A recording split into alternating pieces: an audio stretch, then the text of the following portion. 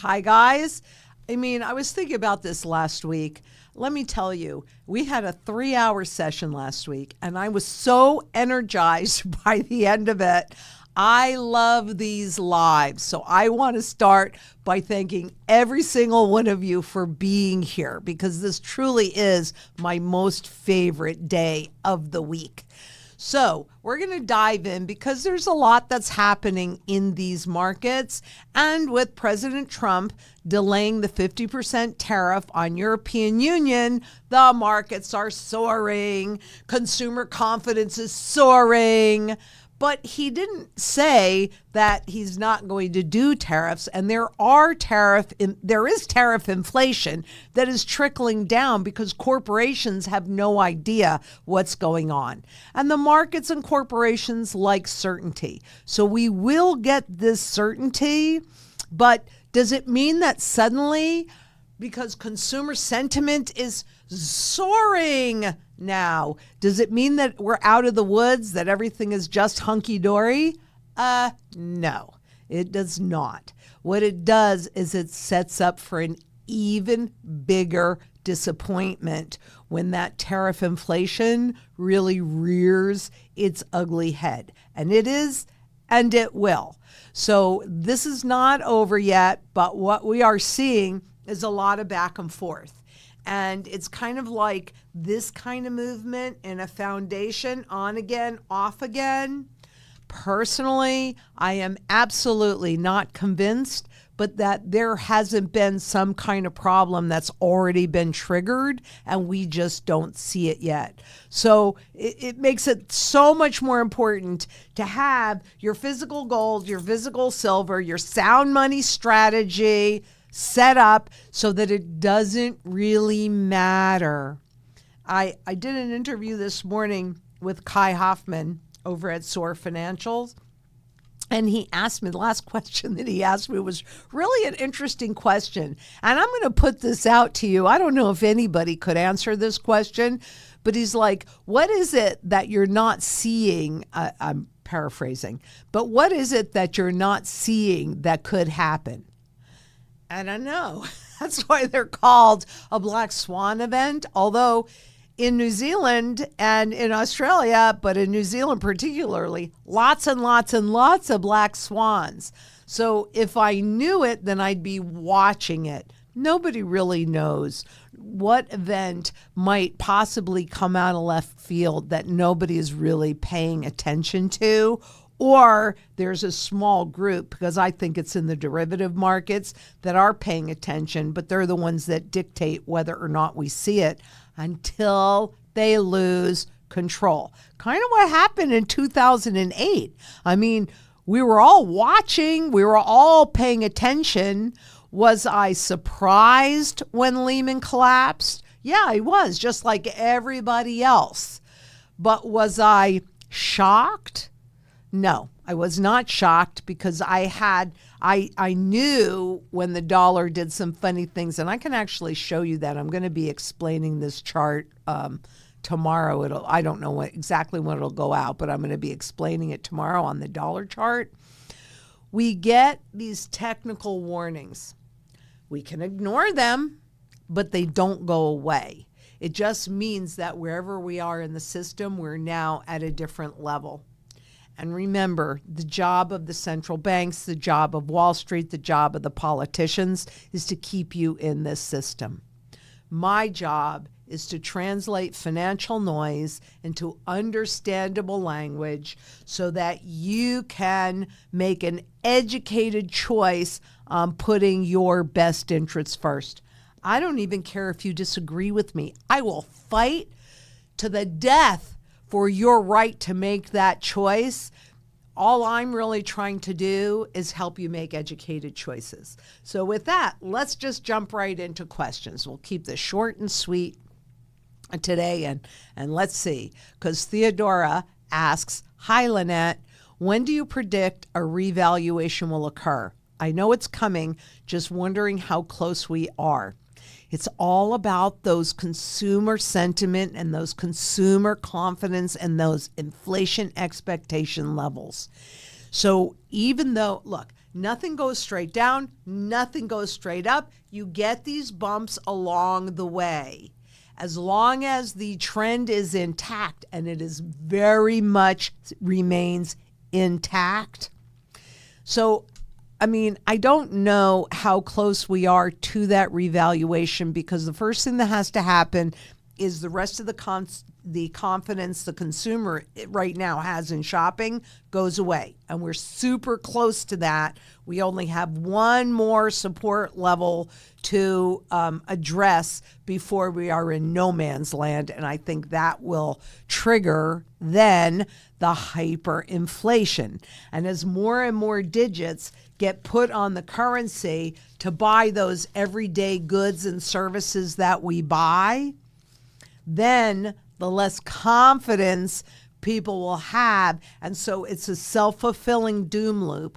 Just like, because this is the other part of that doom loop, the world turning away from the dollar and the dollar-denominated assets, specifically the treasury bonds, which is the foundation of the global markets. It's been going like this with all the volatility, which is really not what you want to see inside of a foundation, right? I mean, then you're on a fault line.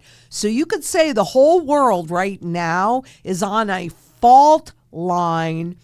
And, you know, so we get the loss of confidence, then we get the hyperinflation, and then we get the revaluation. So I'm kind of saying it like it's kind of an easy thing, but these things take time.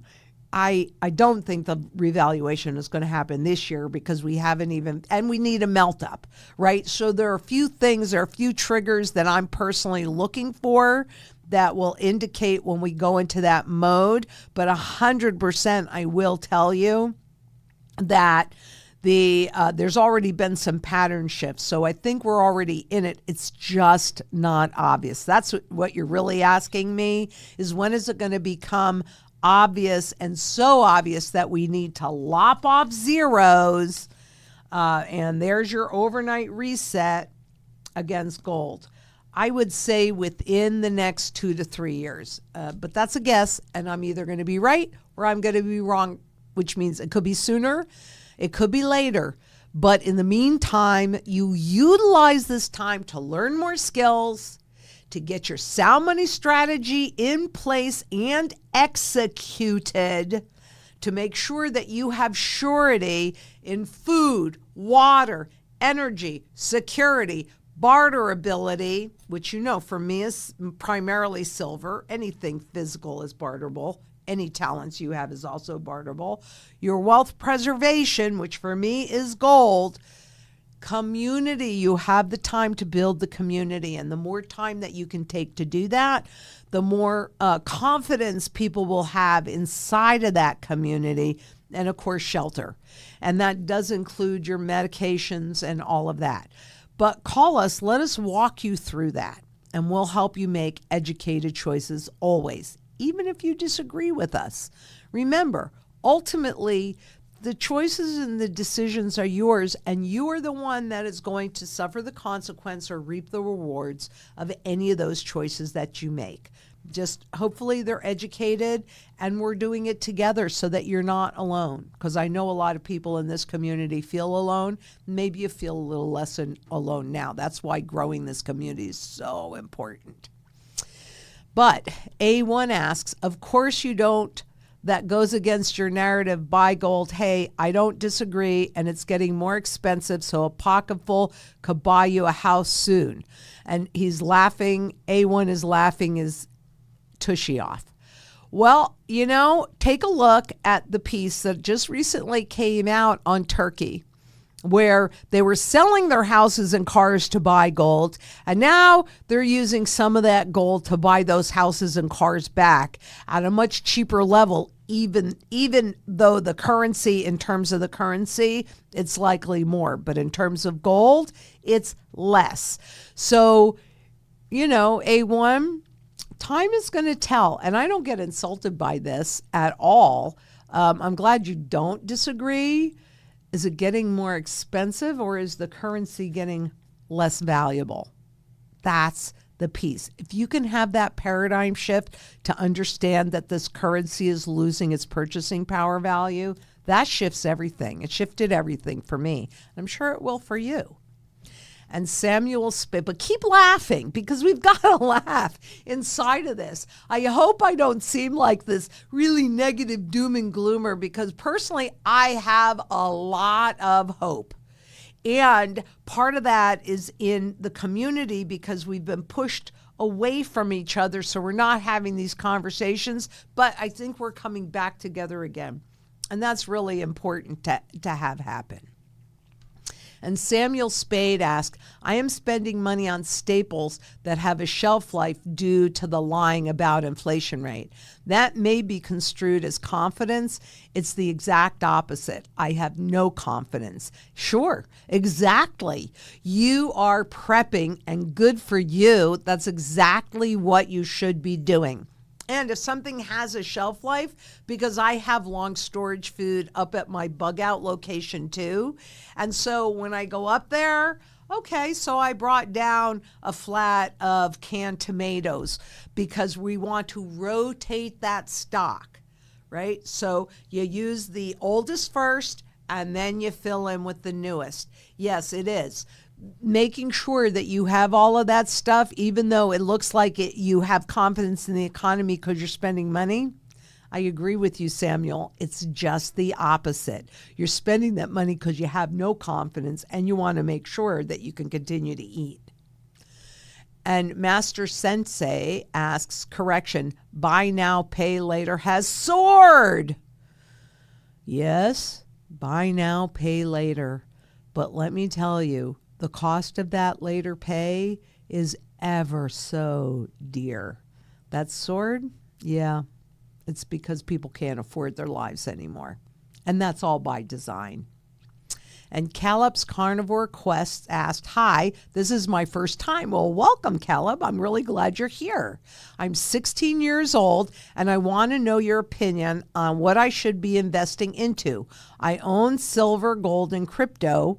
What should I put more money into?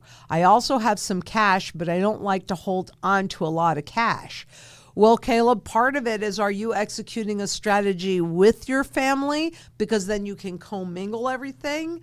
And, you know, the point of, and actually, if you give us a call, we will help you determine that. But you cannot have too much gold and silver, because the reality is, and we just recorded it this morning. Is that one going out on Saturday or Thursday? Okay, on Saturday, the difference between intrinsic value, which is really a Wall Street concoction, and fundamental value, which is the true value of an asset for its most important function. And when you look at that, here's what I believe with all my heart. You should always hold the lion's share of your wealth in an undervalued asset that is in a long-term positive trend, and the least amount of your wealth in an overvalued asset that's in a long-term negative trend. How do you know that?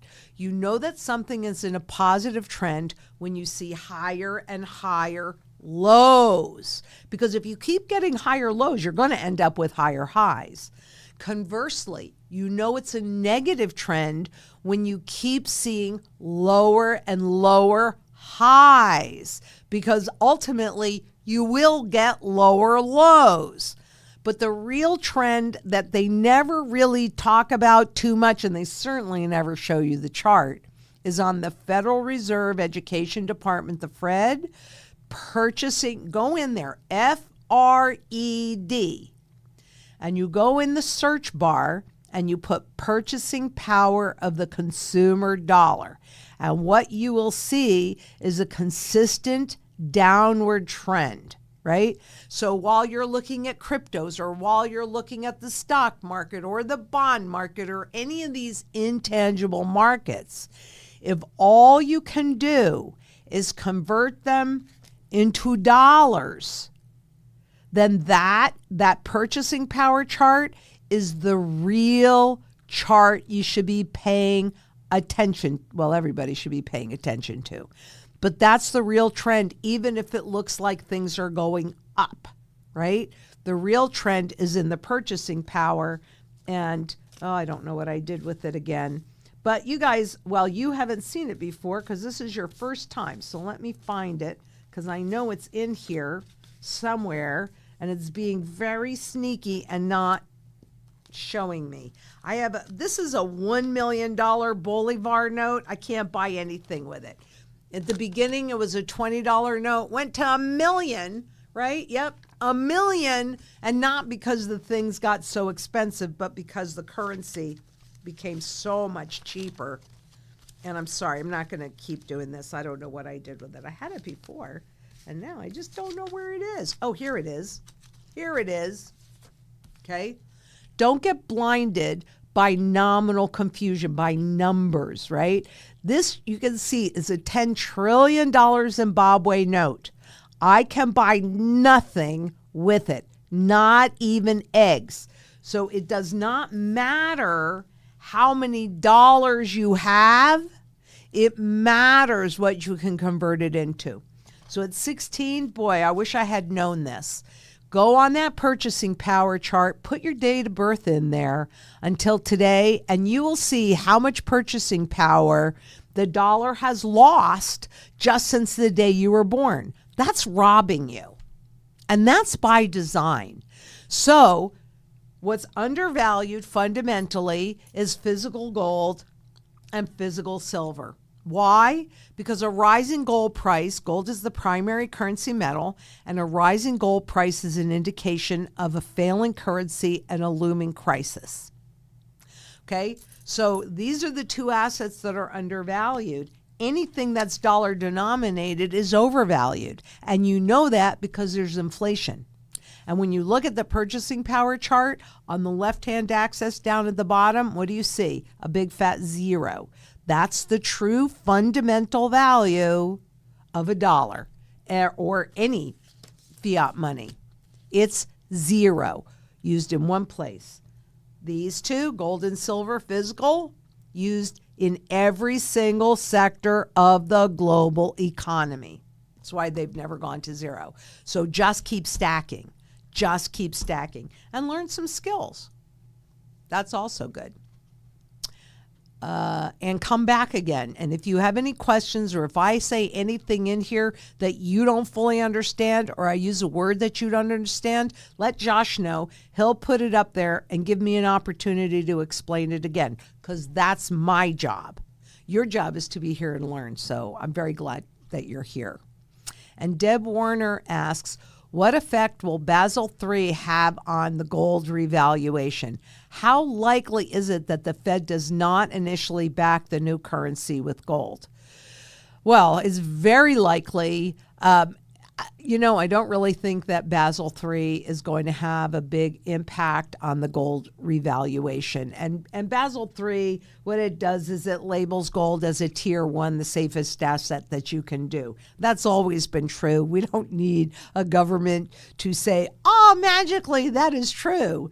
But it is not likely at all that this first new currency that the Fed brings out, digital or whatever, is going to be backed with gold. We're going to have to demand it. The governments aren't going to stand up in either of the central banks and say, you know what? We've robbed you enough. We're going to make sure that your money is sound money and we can't do that anymore. That's why creating that global community is so critically important so that we can actually say, no, in this currency, we want redeemable gold, not just gold backed or asset backed, because that doesn't mean anything. That's just a big lie, right? We want it redeemable, which means that I can walk into the bank with this and I can walk out with this, or I can push a button on my bank account that just has numbers in it and they can send me an ounce of gold. I'm not saying that it needs to be backed 1-to-1, but until we demand it, it's not going to happen. But if we can get 3% of the global population to actually convert their garbage fiat into sound money, we got a shot at having a seat at the table and demanding that gold and silver, redeemable, are part of the new monetary system. That's why we have to come together. They're not going to do it on their own. And low blood pressure, can you scroll? Thank you. Low blood pressure asks, is Japan collapsing? Yeah, we're all collapsing. Yes. I'm not sure exactly what you're asking me on there, but I will take a look, or if you can give me a little more information, low blood pressure, I would appreciate that. And Deb Warner asks, since it's been crickets ever since Trump and Elon said they were going into Fort Knox, I'm doubting it's not good news about the U.S. gold holdings. Otherwise, it would have made the news. Well, sometimes this is an administration that likes shock and awe. And so I think that could very well be something that they can hold in their back pocket until they need to be back in the limelight on the currency again. But we'll see. It isn't good news because, even if they go into Fort Knox and there's a stack of gold bricks laying there, what we don't know is who the legal owner is. Now, you could say that possession is 9/10 of the law, and that's true, especially in our current system where it's all about hypothecation, which is using your equity for their benefit, so the bank's benefits. But that is such a mess because all of the complicated formulas that they created to manage the visible price, the spot price of gold, which is what we see and most people believe as showing value, it doesn't. Wall Street, there's no good price discovery on Wall Street. It's just, there was at one time, but that's long gone. And Sandy Anderson asks, hi, Lynette, could you please elaborate on what happens during the melt-up phase? How long do you expect it to last, and how do we know when we are there? Thank you for the work that you do. Well, thank you for showing up. All the work I do would mean nothing. So we're all in this together.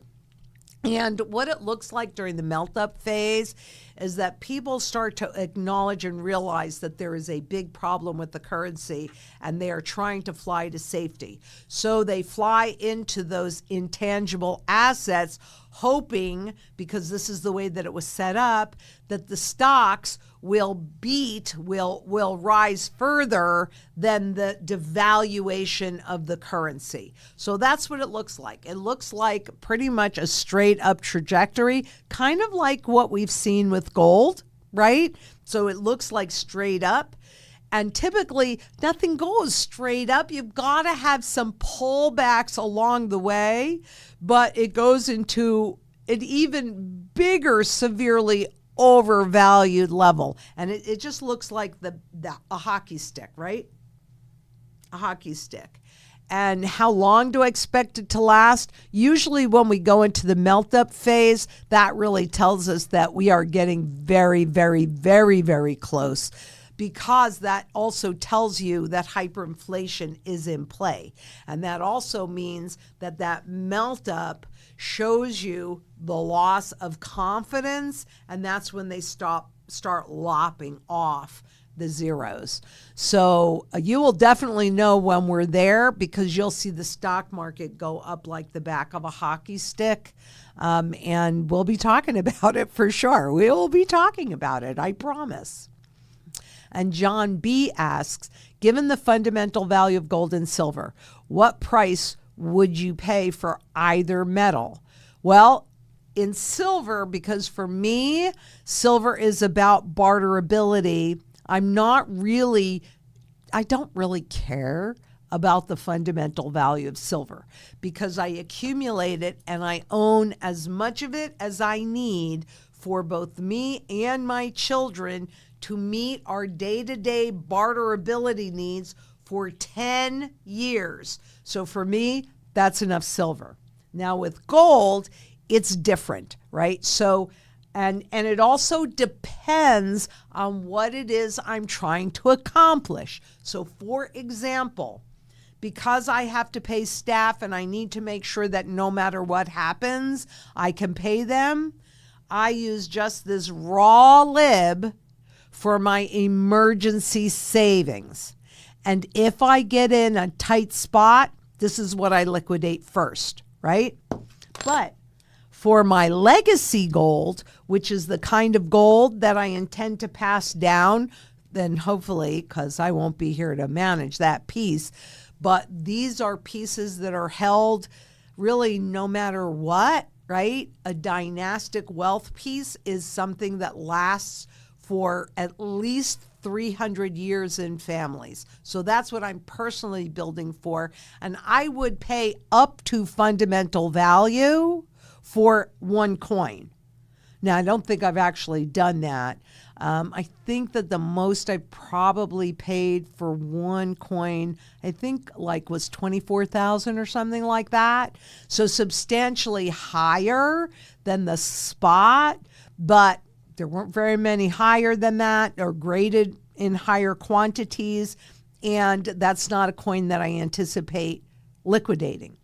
In between is the sweet spot where most people are, right? And that would be something like this, which has a reasonable population. In other words, there are a certain level that are known to exist in this quality level and over. But in the strategy, it's built in layers. And this right now, it's hard for me to say because the pricing has definitely gone up. But I would say 4,000, 5,000, 10,000, somewhere in there. But again, it kind of depends on what you're trying to accomplish. Because you can do probably all of the strategy with this, but man, oh man, the storage is ridiculous. And also, it doesn't ultimately keep pace with the hyperinflation. It ensures that you can always eat and maintain a standard of living. So it's great. And it's definitely better than nothing. But it's the gold, and it's particularly the collectible gold that puts you in a position to convert into those income producing assets and not have to worry if there happens to be an overt confiscation.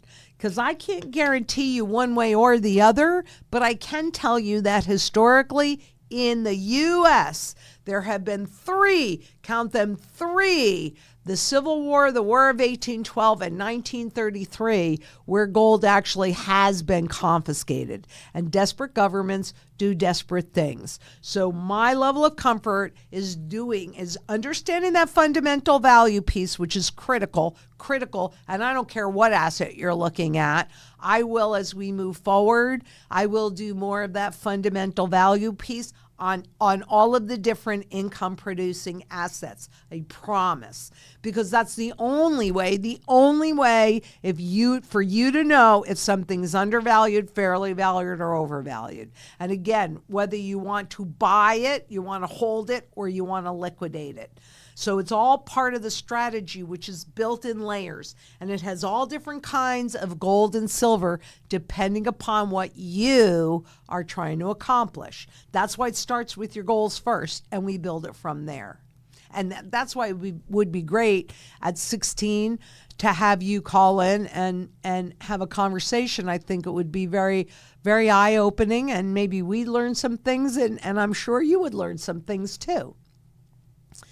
But that's what I would do, John B. And that's what I've been doing, because I know I can't give you a whole lot of guarantees, but I can definitely guarantee you at some point, I don't know exactly when, but at some point, all assets go to their fundamental value. That's why it's so important for you to know. And you can't take Wall Street's word because you aren't getting any good price discovery. And Wolf asks, hi, Lynette, is Basel III going to take place on July 1st? Well, that's when it's scheduled. I am not sure whether or not here in the U.S. we're going to comply with it. We will find out. And Carl asks, why not review the different coins and bullion types that are the least expensive and the best to stack? Please avoid the slab coins. Well, frankly, this is a piece of bullion. This is classified as monetary gold. Personally, I don't believe that this is the best to stack because there is a very clear differentiation in the IRS documents that distinguishes between this kind of gold and this kind of gold. Why the differentiation? Both of these, this is a pre-33 raw coin, so this is what I use for my emergency savings, and this is a 2024 eagle. So this is an eagle, this is a double eagle, right? Both of them have exactly the same gold content weight. Both of them, same amount of gold. This you can hold in an IRA. This you cannot hold in an IRA. Why not? Have you ever asked yourself that? I mean, you can buy real estate in an IRA. You can buy cryptocurrencies in an IRA. Why can't you buy collectible coins in an IRA? Why? Isn't that a good question? And I believe the answer is because those that are in power want that separate category so that, like historically, when they were holding these special coins, when it was illegal to hold more than 5 ounces of this, you could still use this in the normal marketplace. Personally, I'm executing a strategy. I want to be able to work in the normal marketplace. I don't avoid slabbed coins at all, and I never have. Now, I got to say that I've been doing this on some level since I was 10 years old, and my Uncle Al, who was a major antique dealer back east, well, he showed me when he was holding at least 3,000 ounces of gold in 1964, when you couldn't hold more than 5 ounces legally, except in this way. So that little premium that I have to pay, as long as it's under fundamental value, rock and roll, hoochie coo, all flippin' day long. Because I am crystal clear on the fundamental value of gold and silver as well. But silver for me is for a part of my portfolio. So you get to believe that, Carl. I mean, you've got to do what you're comfortable with doing, but I don't stack bullion.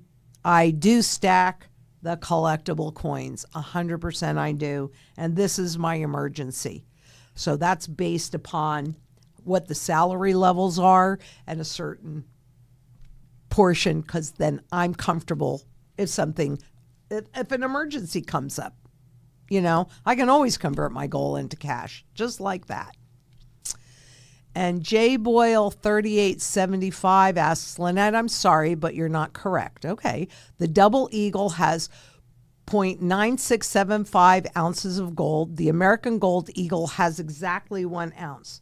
Well, maybe you are right. I don't think that's accurate, but I could be wrong. I mean, I don't know everything. Oh, nope, you are right. I am wrong. Thank you very much. But that still doesn't preclude it being held in an IRA. It's just that differential. And thank you. And don't apologize, because I want you to correct me. We are a community here. We got to help each other make good choices. But I am not a bullion stacker, because I believe that there will be another confiscation. And maybe I'm wrong. And Gary Sadu asks, Canadian currency safe? None of these. Well, I'll take that one out. None of these are safe. And by the way, look at this. Can you tell me what the difference is between this or this? This is not government decreed money, and people don't accept it that way. This is government decreed, and they accept it. And Gus Barrera asks, consumer confidence rising while Rome is burning into the ground. Yep. Yep. You know, I use this example because this came up and it was really kind of interesting. Because, I always like it when new people come in because they think more like the normal person out there about all of this stuff than I ever will, because this is where I've lived my life. And so Mimi, who's in production, Mimi was saying that, oh yeah, her rent, really skyrocketed, but then it's come back a little bit. So things are getting back to normal. Again, nothing goes straight up, nothing goes straight down. You got to have the bouncing along the way. And when it bounces back down, then people get all comfortable. And that's what's happened, right? Tariff on, tariff off, but prices are still going up. Either way, there's way too much uncertainty out there.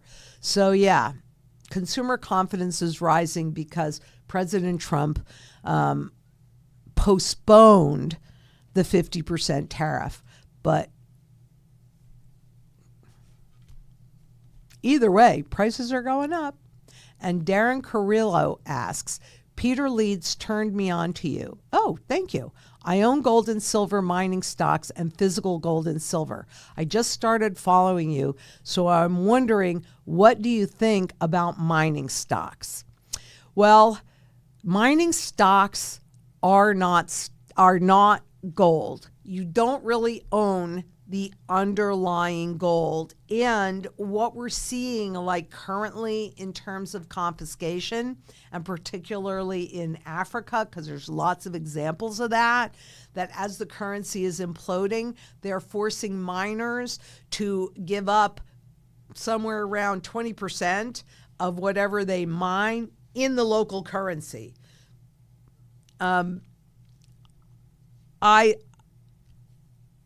I don't like stocks. It's not I don't like mining stocks as much as I don't like stocks. You don't hold them. You don't own them.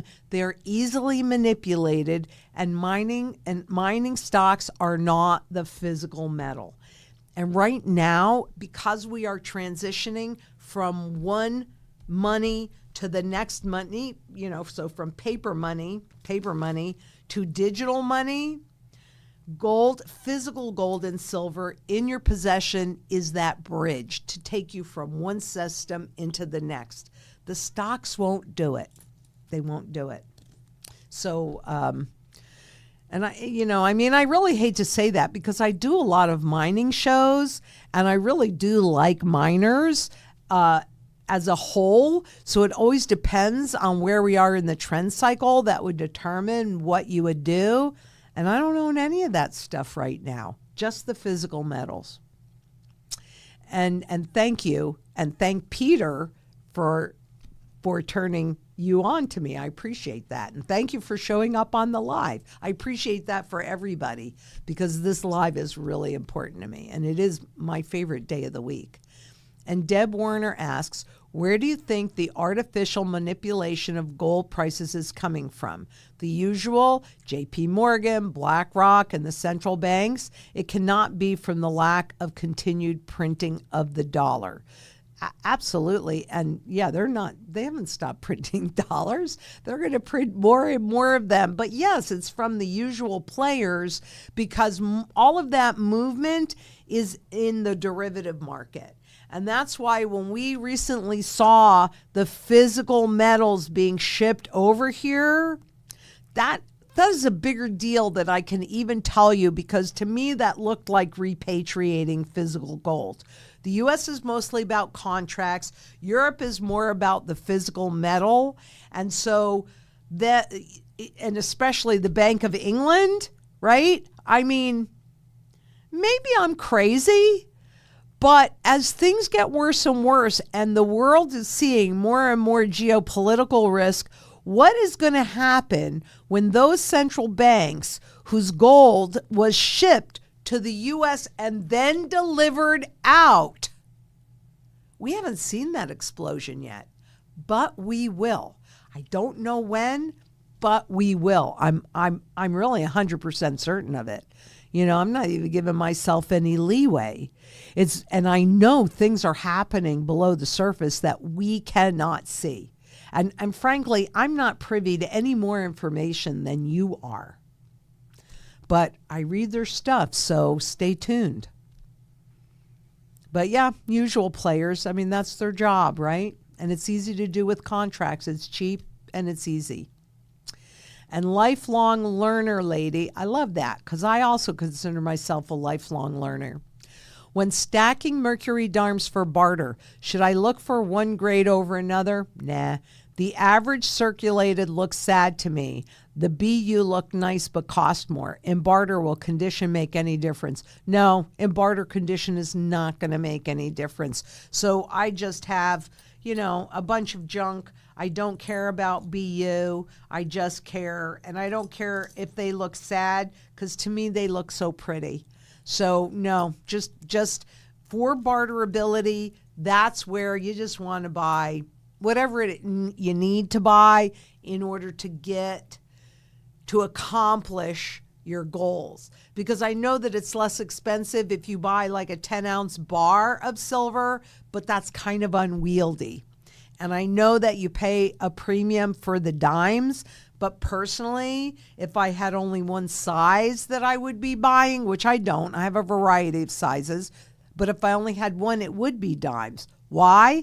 Because it's easier to put two dimes together than it is to break a quarter in half.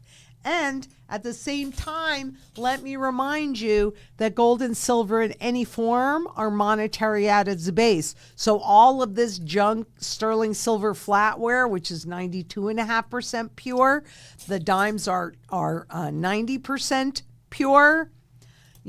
I would much rather have a variety of things because I wouldn't care at all about cutting this piece off or cutting this down. And this happens to actually be a pretty nice iced teaspoon with a straw. Actually has a straw. But it's also sterling silver, so it's money. And Caleb's Carnivore Quest asks, could crypto be like the stocks? As in, could crypto just be a huge scam? Yes. Caleb, I mean, it is because it's intangible, though I will tell you that what I've been witnessing is Wall Street creating a purpose and a function in the form of like tokenization. But what the cryptos were about is they acted like a Trojan horse, and they're acting like a Trojan horse because they want to shift us from okay, since you're new to this, I want to do this little exercise because I don't think you can do it too often either. By the way, this used to be money in the state of Florida. So let me just pull a few things. Okay, here we go. Okay, so in the beginning, this was money. Then they came out with this gold certificate. So you see that little gold round thing? And it's $20. And it says $20 in gold for coin payable to the bearer on demand. So people knew that they could walk into their bank with this and walk out with that. And it gave them a huge level of comfort. This is so heavy and inconvenient. This is so much more convenient. And I can get my gold whenever I want to. So good as gold. But at the same time, they also had this, the Federal Reserve note, okay, at the same time. So all of these were worth $20 in terms of purchasing power, and they ran alongside of each other for 20 years between 1913 and 1933. When they got enough adoption and people were used to using this because now they were thinking about it just like this, right? And therefore, just like this, when these two things went away and they were left with this, they had 20 years to get used to it, right? These things take time. So they're not doing this quickly, but they get used to it. So now we're in this mode. And in the 50s, they started bringing in credit, right? And once we went into, and so this has kind of been transferred to this, which they're now transferring over to, this is my sample of a Bitcoin. So that goes away, and I don't have my phone in here, but you'll be able to carry all of your wealth and all of your equity, and you can do that now, actually, on your phone, which you typically have with you all the time. So the way that they get you to transition into a new system is by creating that new system, allowing it to run alongside this system, so you think that nothing has changed, when in reality everything has changed, because the citizens gave up their power over governments because they could no longer convert this into this and take out gold and create those restrictions. So did that make sense to you, Caleb? Could you see it? So when I'm looking at crypto, I don't think that it was any kind of accident that Bitcoin came out in January of 2009. And quantitative easing, printing tons of money and giving it away at zero interest rate, came out in March of 2009. I just don't think that was an accident. I think that it's about transitioning us into a full surveillance currency.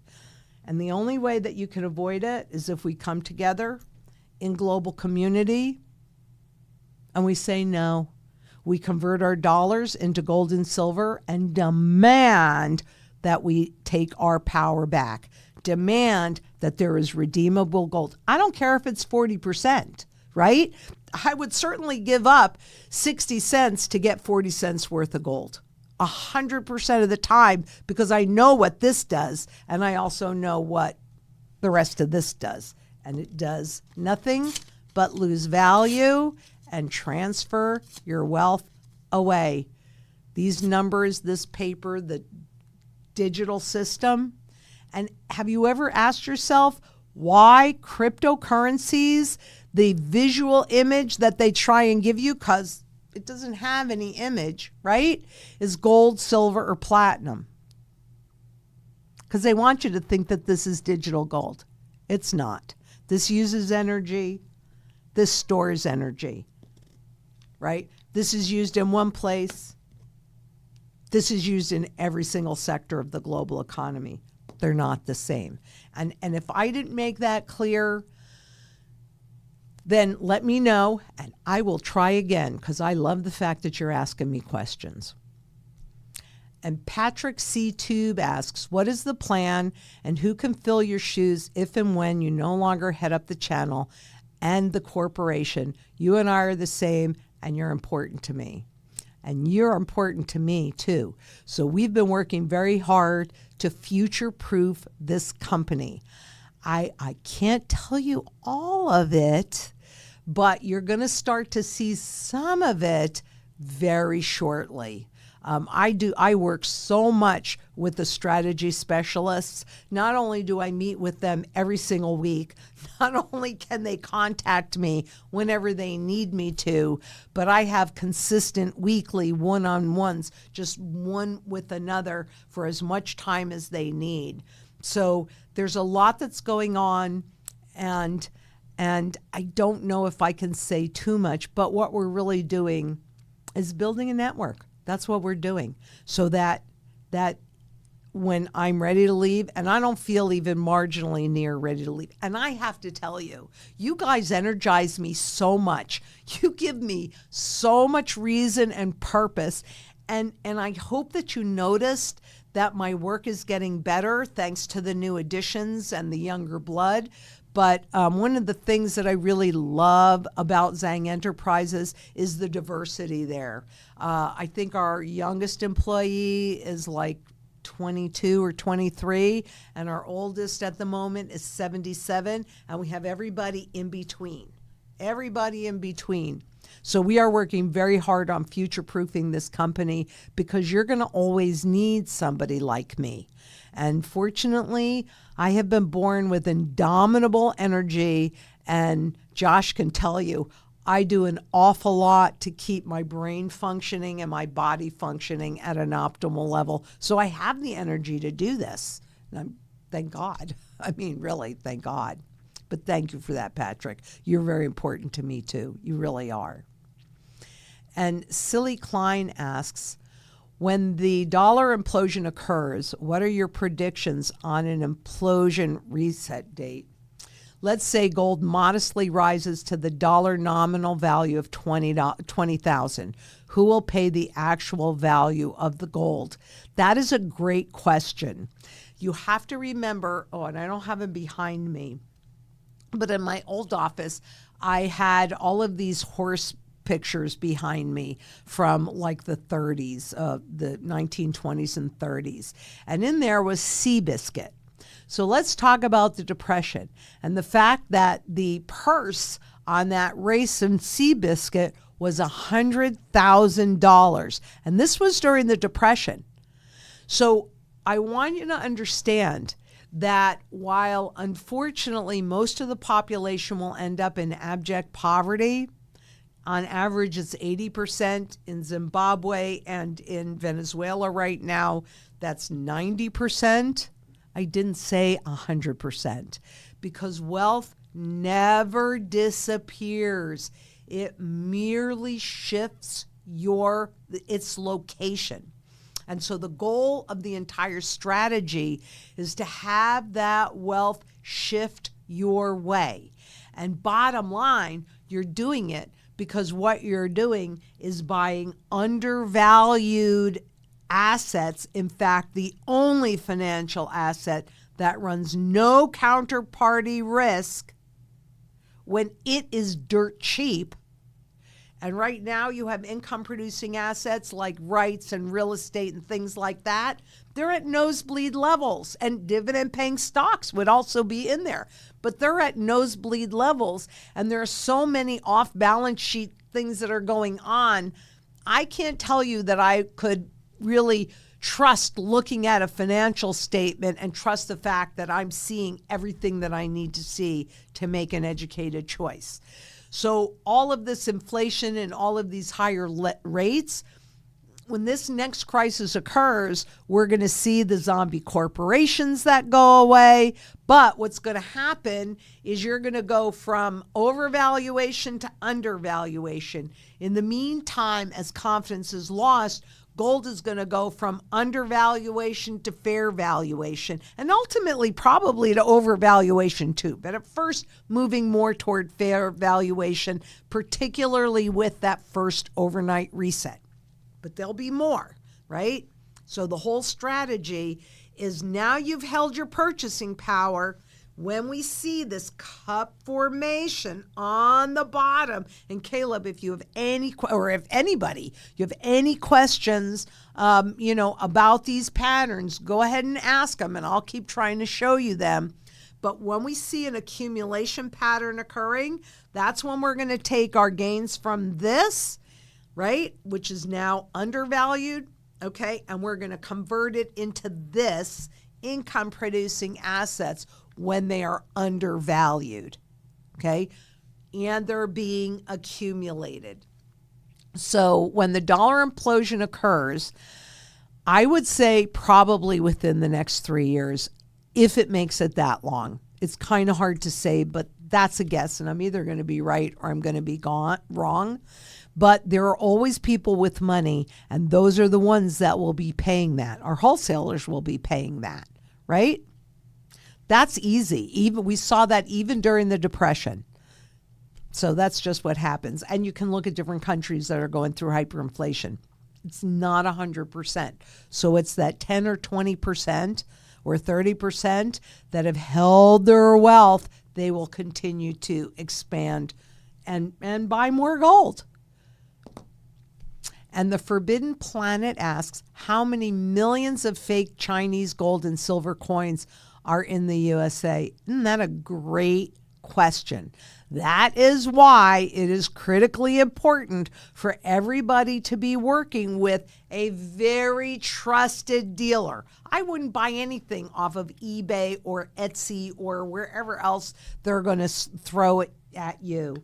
only from registered dealers. That's who we work with in these slabs. That's also why slabbing is so important, right? Because this guarantees its authenticity and that it is what we say it is, that it goes through something like 100 or 110 point checklist with a whole bunch of different people that ensures the quality and the grade of the coins. And also, if you are doing bullion, because we sell bullion as well, if you want bullion, that's also a mint direct dealer. So you've got to work with somebody that you understand. And also the other part of that is the buyback policy, right? We're executing a strategy, getting you in, and hey, you can buy anything you want, whatever you think. Rock and roll hoochie coo. I'm not going to tell you otherwise. But if you're not working with somebody that has a specific buyback policy that they can read to you, whether you like it, you don't like it, whatever, you got to be honest. You know, what you know about is always less expensive than those hidden fees that you don't know about. But work with a trusted dealer. Work with us, right? And we're going to help you walk through this, not just for the reset, but we are looking beyond that. And Michael, and I can't tell you how many fake Chinese gold and silver there are in the U.S. There are also ways for you to tell the ping test. Gold and silver have properties that even the Chinese, and they'll have tungsten, which comes pretty close to the weight of gold, but it's just not quite there, right? Comes close to the density, but it's just not there.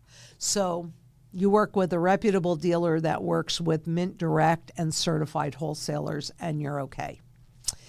And Michael Moriello asks, what happens to the value of stocks in retirement accounts if the dollar collapses? It does too. And by the way, we pulled a whole bunch of really fabulous questions and video ideas.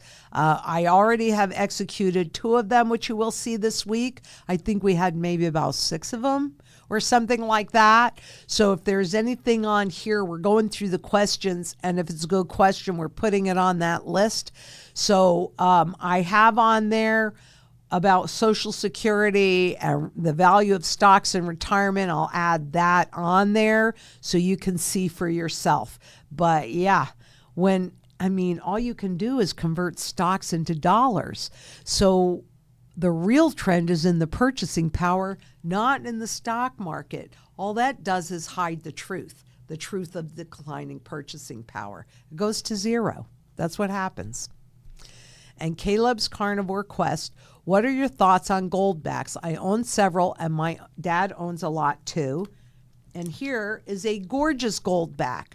I can see them for the beginning, the first push of the strategy, but the premiums are extremely high. That doesn't really bother me that much. The premiums don't really bother me.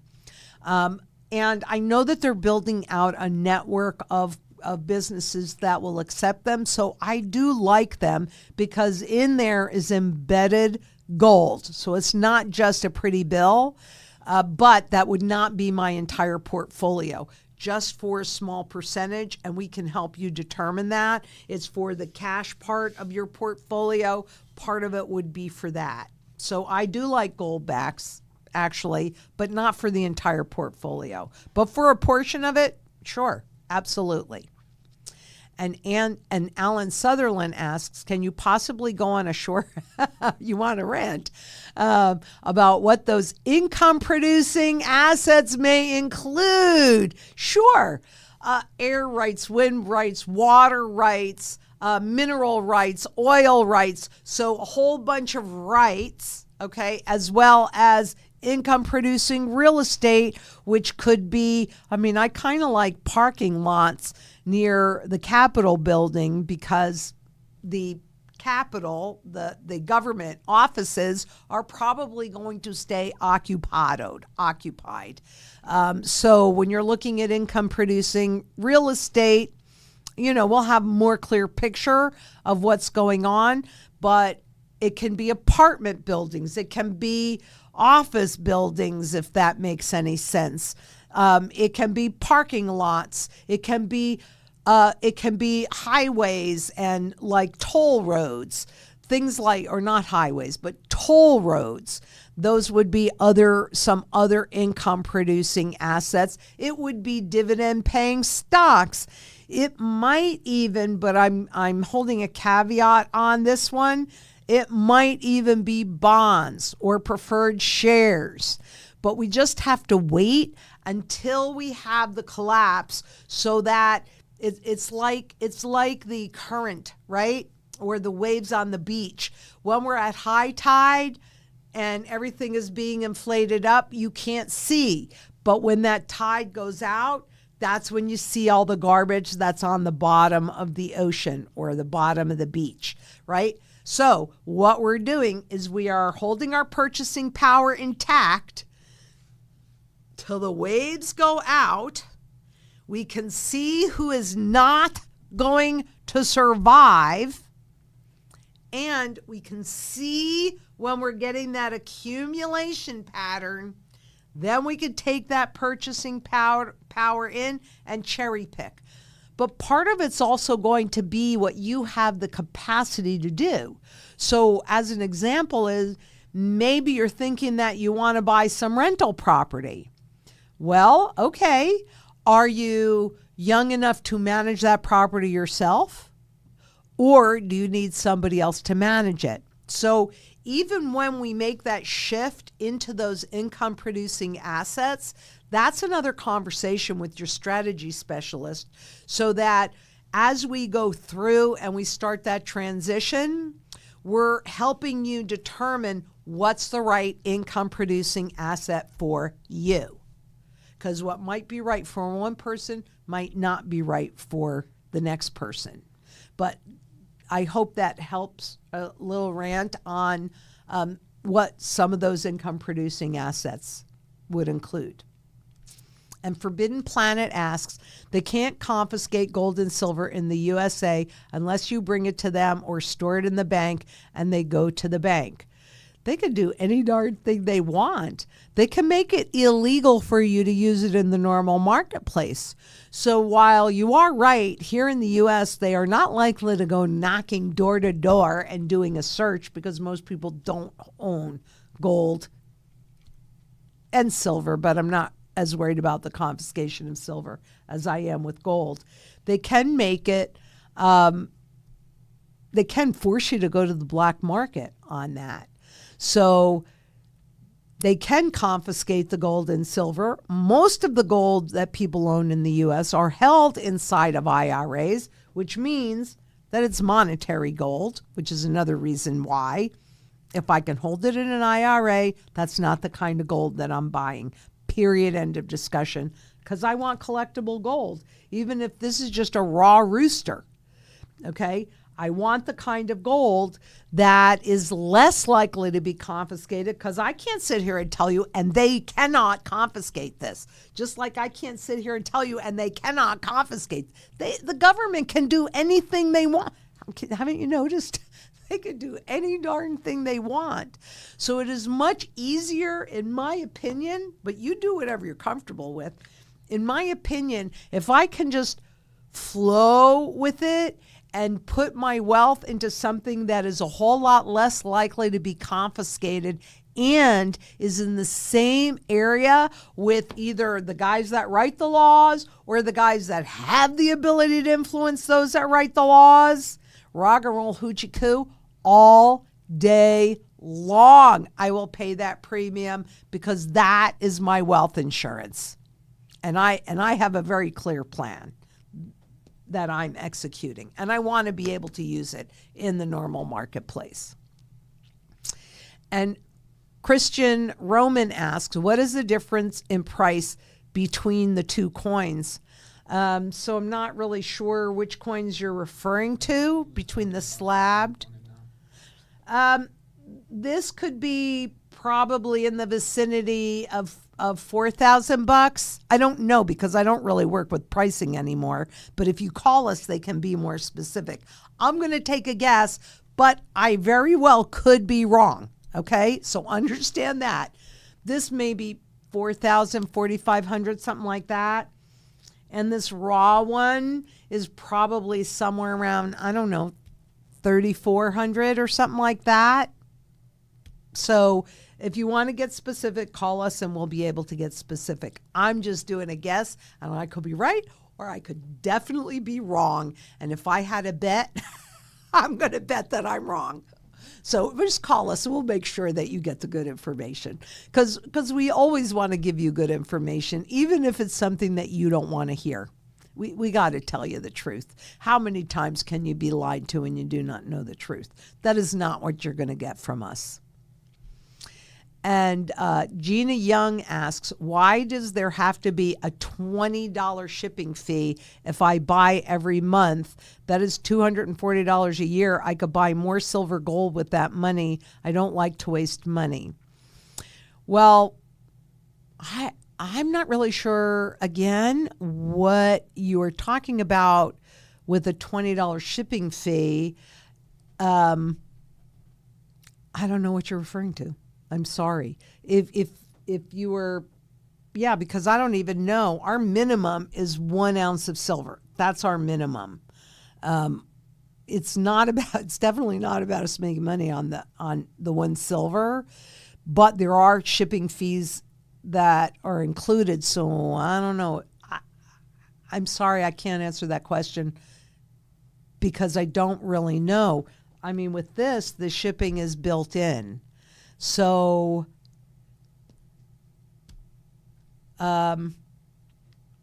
maybe we can just hold that question aside and let me find out, and then I'll come back and answer it next week. So let's just hold that one aside, and I'll come back to it so I can give you good information and find out what you're referring to, Gina, because we do really want you to have as much gold and silver as you can possibly have. And Wolf asks, Lynette, I thought you had said that if a person has a gold IRA and cashes it in, they get paper money, not physical gold. No, I actually did not say that. You would have options. If you have gold inside of an IRA, you can liquidate inside of that IRA, and then they would send you the money in distribution, and that's what you would be taxed on, unless it's a Roth IRA and you already paid your taxes. But you also can have them deliver out the physical metals to you. And then the taxable event would occur based upon the date that they ship and their methodology. Sometimes their methodology is below market. Sometimes it's at market. But no, you can absolutely take physical possession of the metals in your IRA. It just takes a little bit longer, but yes, you can. And Cody Kochman asks, does states acknowledging gold as currency represent a creep towards a confiscation? No, I think it represents a creep toward sound money being back in our system again. Because you have to remember, and it's interesting to see what's happening between the states and the federal government right now. But the state's job is actually to support the individual citizens. And then originally, the federal government's job was to support the states, whose job was to support the individual citizens. That's been flip-flop, but the state is still in the middle. So I think that it is the state making an attempt to protect and support its public, and it is a creep to get gold and silver legalized again in the federal government. Because when I saw President Biden legalize or change the standing of marijuana, that was because the states had already done it, right? So that's what I see, the legalization of the states for legalizing gold and silver. And it takes away the taxable event, at least at a state level, right? The federal government, they're taxing money. Well, what is it? Because you can't do the inflation tax if you're not holding this. Okay, this is subject to the inflation tax. This is not subject to the inflation tax, right? So maybe they got to get their taxes some way, but that's more about discouraging you from holding this. But when this goes to zero, what did you save, right? So Yeah, I think I'm excited about the states legalizing it, and I hope more and more and more. And that's what we have to work toward.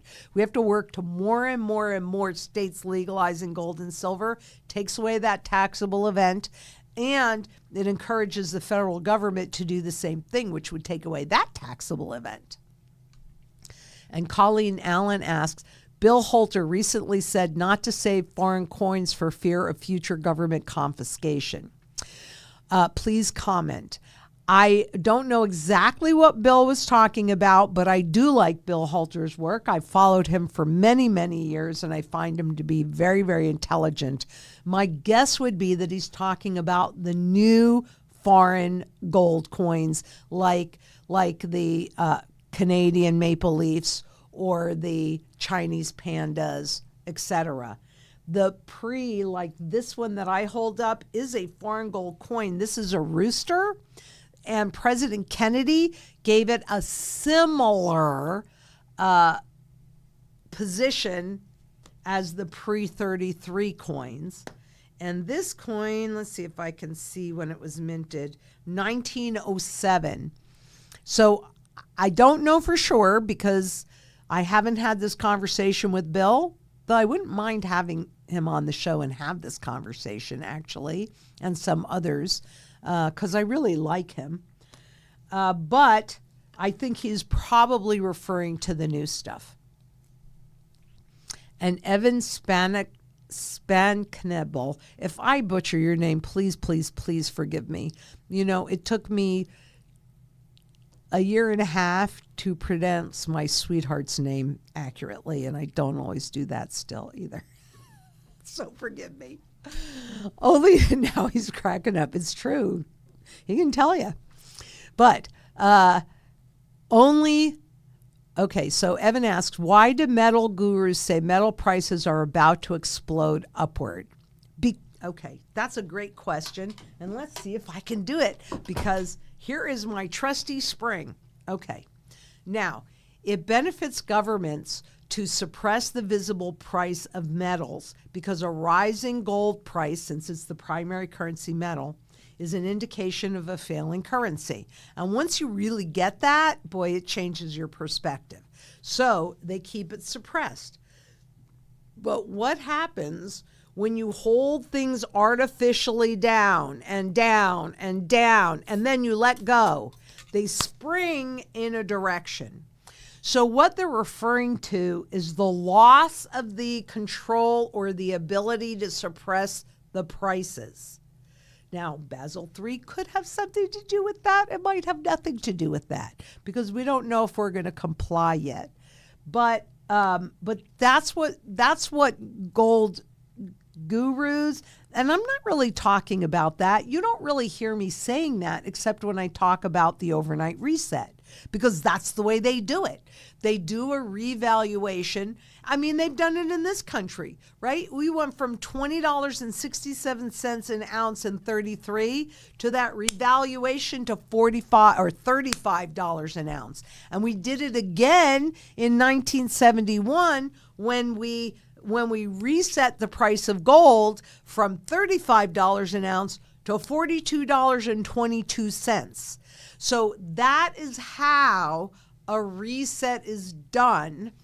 But when I'm looking at the price action on the spot gold market, that contract market, and I think that's probably more what you're talking about, Evan.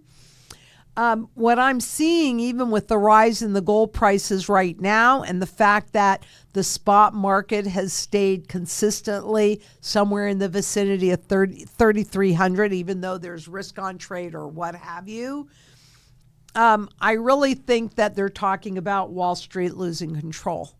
And that is highly probable, particularly, again, I go back to all the physical metals that were shipped over here.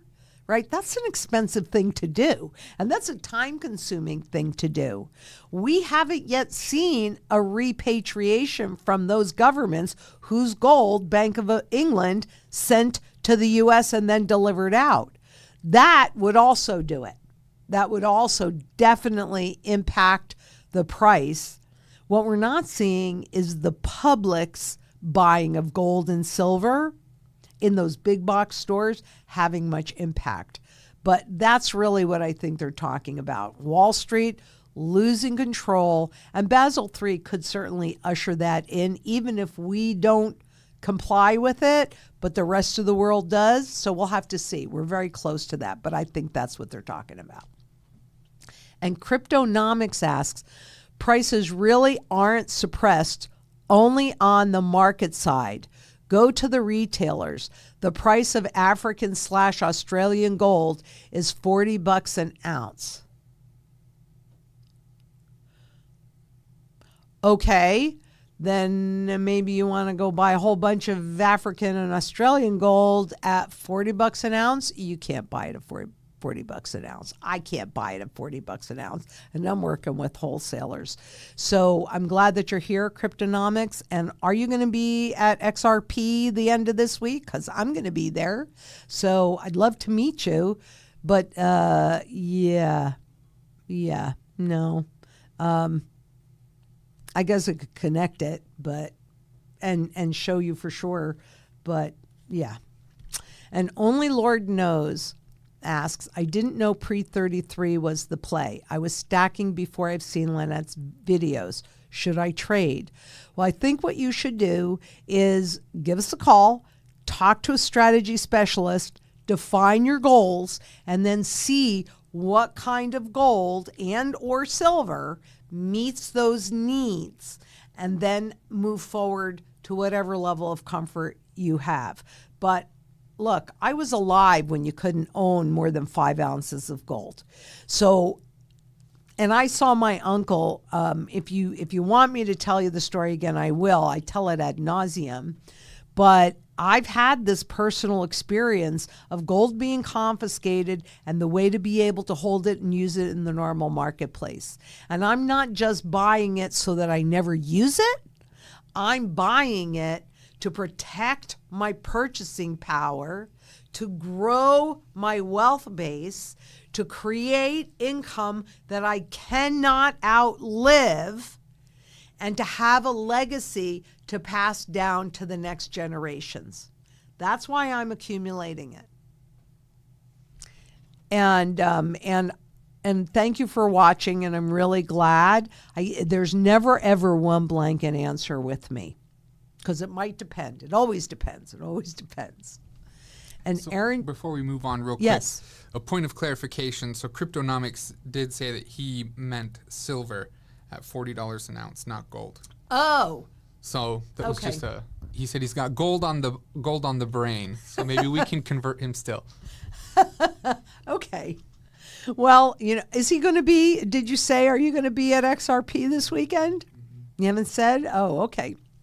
Well, if any of you guys are going to be at XRP, I'm actually really excited about this event, because I think that I don't know. Have you noticed the work changing lately? I feel like I'm producing better work than I ever have. And I definitely do attribute a lot of that to Josh's and Mimi's guidance, because they've really helped me fine tune it. But boy, am I learning a lot of new skills. Phew, lifelong learner. I'm right there with you.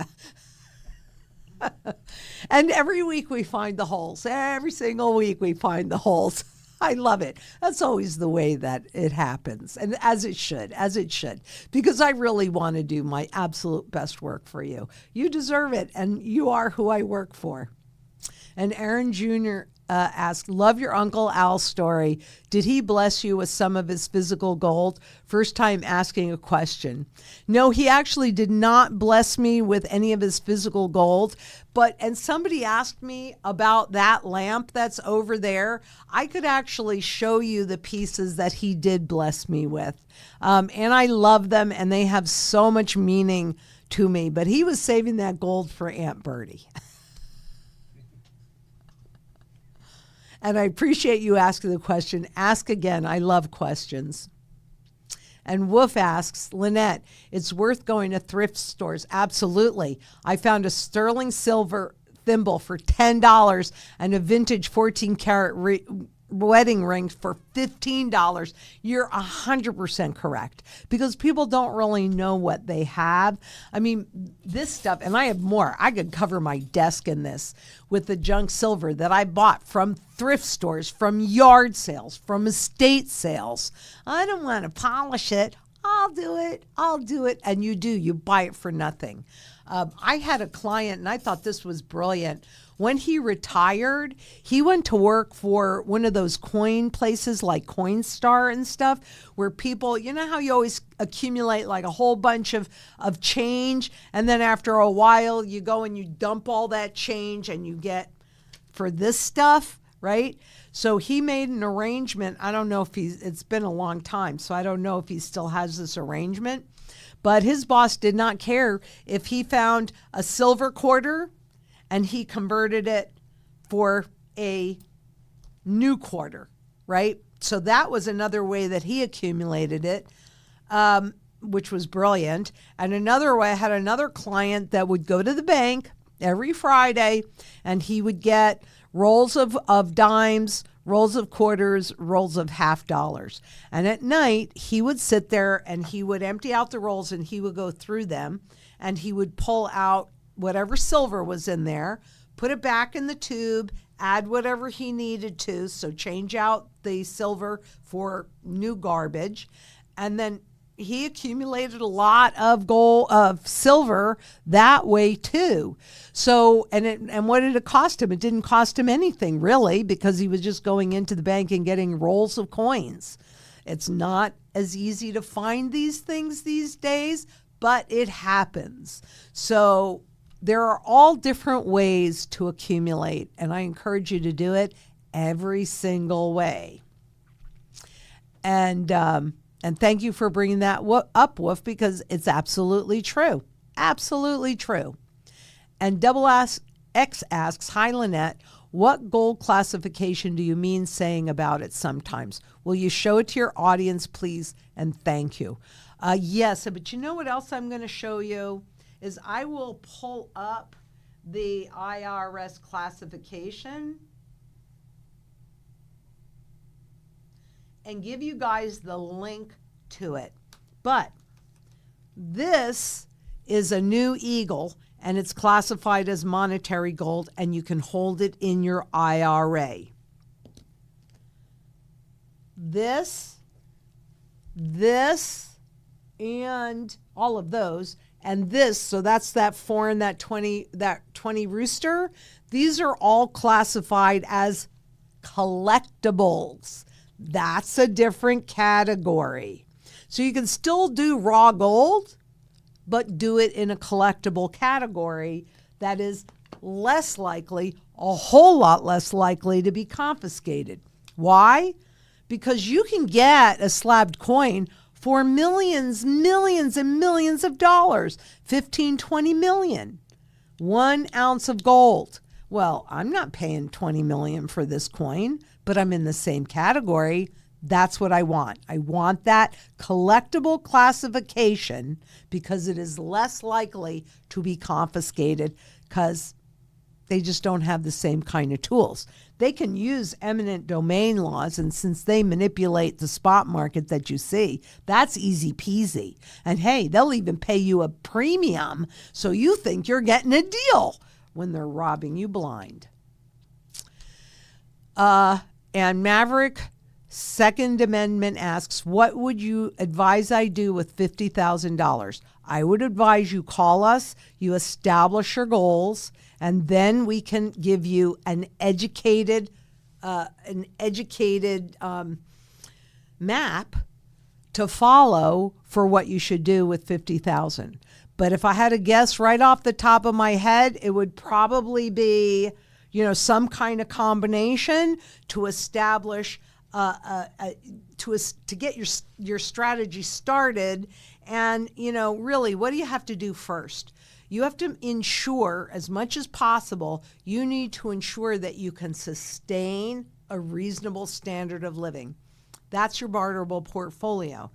Some of it is gold for, say, property taxes, and some of it is silver for, say, putting gas in your tank. You also want to make sure that whatever intangible wealth, so any stocks, bonds, 401ks, IRAs, any of that stuff that you've accumulated, you want to make sure that that is properly diversified with gold outside of the system, okay? So that when the dollar goes away and all your stocks go to zero, it doesn't impact you. This then goes to its fundamental value, and so therefore, whatever you've managed to accumulate is protected, and you have access to that wealth. And then the next thing you want to do is put yourself in a position to accumulate more wealth. And you can do all of that, at least lay a nice foundation with $50,000. But it really is, even though you'd be executing the same strategy as me, it's going to be tweaked a little bit because we have different goals and different circumstances. But that's what I would suggest. Give us a call, talk to a strategy specialist. That's what you're going to do first. You're going to have that conversation so that they know what you're trying to accomplish, sustaining your standard of living, protect any fiat money wealth you've accumulated, and then go into growth mode. And maybe you even have some dynastic wealth in there. And so establishing your goals and then letting that dictate what you do just makes the most sense to me. And Dances on Waves asks, I don't use credit and I don't have use for it. Me too. Should I pay our credit card off when I'll be homeless and be giving up my gold? Well, if you don't use credit, then you don't have a credit card, which means you're not going to be homeless, right? The variable rate debt, fixed rate debt is easy peasy to execute that strategy. It's the same strategy that the government utilizes in that whatever debt they do pay off, they're doing it with dollars that have less and less and less and ultimately zero value, period. But the variable rate debt is one that if you have variable rate debt going into hyperinflation, you ain't getting out of it. You're just not. Because no matter how much you pay, it's never going to keep pace with the interest that you're paying on it. So that would be one thing to whittle away now before we go into that hyperinflationary event. And good on you, Dances on Waves. If you use credit, pay it off every month. Don't carry a balance. It's ridiculous and dangerous. And Cryptonomics says XRP Vegas ticks $500 plus. Nah, I'm good. But glad Lynette is going to get some crypto exposure. So I'll miss you, but I'll be thinking of you. And Silverista asks, Lynette, I just got my first gold coin. Yay! A Dos Pesos coin. Mexican coin. Does that count as a collectible coin or did I mess up? First of all, buying any kind of gold and silver, you are not messing up. Okay, so that's one thing. Is it an old peso or is it a new peso? So that's the difference. Because I don't think I have any. Yeah, I mean, there's old and there's new. So if you got the old one, rock and roll hoochie coo. If you got the new one, no, you didn't mess up. You got your first gold coin. That's the key. We've got something that we're going to be doing at XRP, although I know Jacqueline is not going to want me to talk about it. But part of what happens is most people, they've never held a silver coin or a gold coin. They don't know what that feels like in your hand. But Josh, can you talk to your experience when you came in and the first time that you actually held real money in your hand? Yeah, the first time that I held a gold coin, the first thing I noticed was the weight, right? It's unlike the silver looking like quarters and dimes and things we have now. Like it was substantially heavier and it doesn't clink the same when you click it together like the fiat coins that we have now. So right. It's like, let's see, can I do that? Yeah, it just has a different sound to it. Yeah, it does. More substantial, I would say. This is new. What's the date on this? Okay, so do I have I might have another one. Let's clink them and let's see. Okay. These are new quarters. I'm going to do a clink thing here by the microphone. Some money ASMR. Yeah. Can you kind of hear that? I don't know. It's kind of light. Now I'm going to take 2 silver quarters. Well, they've got to hit each other. I don't know if you could really. I'm hearing it. Can you hear it? Yeah, it's coming through. Did you guys hear it? It's a completely different sound. And a completely different feel. It sounds more dense, like a more dense material. That's because like it a is. little clinky, little cheap. Right. Yeah. So, yeah. Hi, Lynette. Are you still bullish on your homegrown veggies? Are you kidding me? Yes. I mean, nothing makes me happier than eating my food out of the garden. And this is peach season, and these peaches have been amazing. And I can't wait to really get, like, Morgan, the farm manager, is up at the bug out location right now, just kind of checking on the orchards and everything up there.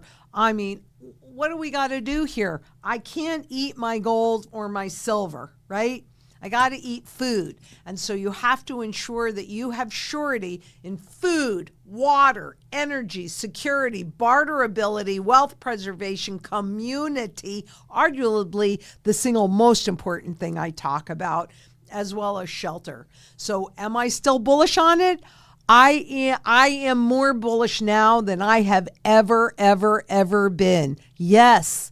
And I'm happy to share, and I share a lot. But yes, I'm very bullish on it. And I encourage everybody to make sure that you have security in all of those other areas. It's so critically important. Yes. And Penny Ashburn asks, Lynette, what would you tell your own grandkids to do in a society like this? What would you tell them what to do and how to succeed in this world? Well, first of all, I want them to understand sound money. And we'll see if we can get this together by this summer, because I think my grandkids are going to be doing some filming from this series that I have been dying to do. So the first thing is that I want them to really understand what money is, because that is not taught in schools, and it needs to be, right? I want sound money that's universal, that's used in every single sector of the global economy, rather than this crap that the government can inflate away, right? So I want them to understand sound money. I want them to understand the importance of developing skill sets, which is kind of seems to be on the decline, right? With the advent of AI and all of that. I was just reading an article today that colleges, when kids are applying to college, or even when they're in college and they're doing their homeworks, professors are having a really hard time determining whether it's AI or whether it's the student that's actually writing it. Therefore, are they developing those skill sets? So I would say that I would tell them that AI can be a great tool, but you need to develop those underlying thought processes, right? My daughters, I have twins, right? And when they were in grade school, they had this math teacher, and I don't remember her name, but I really liked her a lot. And I was having a conversation with her one day, and she said, look, my job isn't really to teach them math. And this was an AP class. My job isn't really to teach them math. It's to teach them how to think. And I would say that I want my grandkids, and I would tell them, learn how to think. Don't take the easy way out, because that actually will hold you back.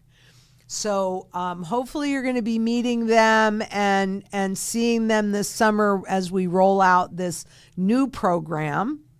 And that's what I would tell them. I really want them to think for themselves, absolutely 100%. And I want them to understand the value of sound money. And actually, we're pretty ahead on that part, but you'll see them. And that's a great question. And that's what I would want for all of our children. We need people that know how to think, right, for themselves, not just take somebody else's word or go for the easy way out. Personally, I've never found the easy button. Everything I've ever done, I got to work at it. That's it. And Simon Mitchell asks, Robert Kiyosaki borrows fiat against his physical gold to buy assets. Do you do the same? No, I do not. Robert and I are very good friends. We do a lot of shows together. We have a lot of respect for each other. But Robert believes a lot more in debt, and I don't believe in debt because the problem we're having is too much debt. Looks great on the way up, makes you look super duper duper wealthy, but on the way down, you've got to have a way to cover that debt. You have to. So no, I do not do the same, but I know that that's Robert. That's his thing, and he gets to do it because we all get to do what we're comfortable with, including you. And SB69 asks, are you still going to have your sister on to talk about gardening? I am. And we are very close. We have it scheduled now for at least when we're going to pick a date when Prosper and Plenty is going to be launched. And yes, my sister, she's going to talk so much more about gardening than just gardening because she is a homesteader and she's built her beautiful little farm and she's got, she's further along than I am, but she was a child of the 70s just like I was. And so she is a master gardener. She can get onions this flippin' big. And I'm not exaggerating. I mean, she's amazing. Yes, she will be on, and I cannot wait to have that happen. We're working on it, and we're going to be there soon because I hold that as a very huge priority. And Stephen Brewster asks, if we go on gold-backed currency, will a whole economy improve, i.e., will one wage be able to buy a home and survive financially easier? Yes, because what gold does to back a currency is it forces fiscal responsibility. So it limits their ability to do that, which then limits their ability to devalue the currency. So just like 1971, when one wage earner, an average wage earner at $10,500, a family of four could live on that with one wage earner. Now, I'm not saying that you were just flush and rolling in it, but you didn't need more than one. So yes, when we have a gold-backed currency, that creates those limitations for the government's ability to devalue at will and transfer your wealth their way, then yeah, it'll be a level playing field. Not the government picks winners and losers, or the central banks pick winners and losers. How about winners and losers evolve based on their own merit? What a concept. But yes, that's what truly gold backing, a redeemable currency. And I say that because they'll lie and say it's backed. But honestly, if you cannot redeem it, it ain't backed. It's pegged. So I have a question on that. Okay. So if we were to somehow not magically, but like if we get back to the gold standard, right? Everything's backed. What negative impact would that have? Because it would throw everything off kilter. Like if people don't have gold, then they're like. But if the currency is backed by gold, meaning that it is redeemable in that gold, then that means that whatever you have in this, you can convert into this if you choose to and if you want to. And that creates restrictions around how much of this could be done. understand, though, that couldn't happen. Like, they couldn't suddenly today decide to do that, because what that also means is that all of the debts for corporations as well as the government is fixed at that point, and they are not payable. They're just too high. So it would also mean that we as a world would evolve and develop a bit more slowly, right? Because just like, Robert, and he likes leverage, right? So that looks like he expands his world a whole lot faster because he's buying assets with borrowed funds. Once you have a gold backing, that means that you have to have the ability to pay for that in order to do it. So it would likely slow down evolution a bit, but you also would not have these major booms and busts, which are really typical of a fiat money system because the governments pick winners and losers. Did that make sense? Yeah, it does. Okay. And I'm going to follow up. Go ahead. So it makes sense theoretically, but if the one thing I saw in Fort Knox, Germany was asking for their gold back. I assume that our currency would be backed by whatever is in Fort Knox. Well, it would be backed by whatever gold we owned. Oh, in the system already. Well, yeah. And then if we go and then whatever happens, if people start pulling out their gold, what does that do to our currency? That's the good part, right? Because if they wanted to grow the currency base, they would have to then accumulate more gold so that they stayed solid. So that's like living on a savings-based system, right? Do they want to do that? Of course they don't want to do that. They don't want to be accountable.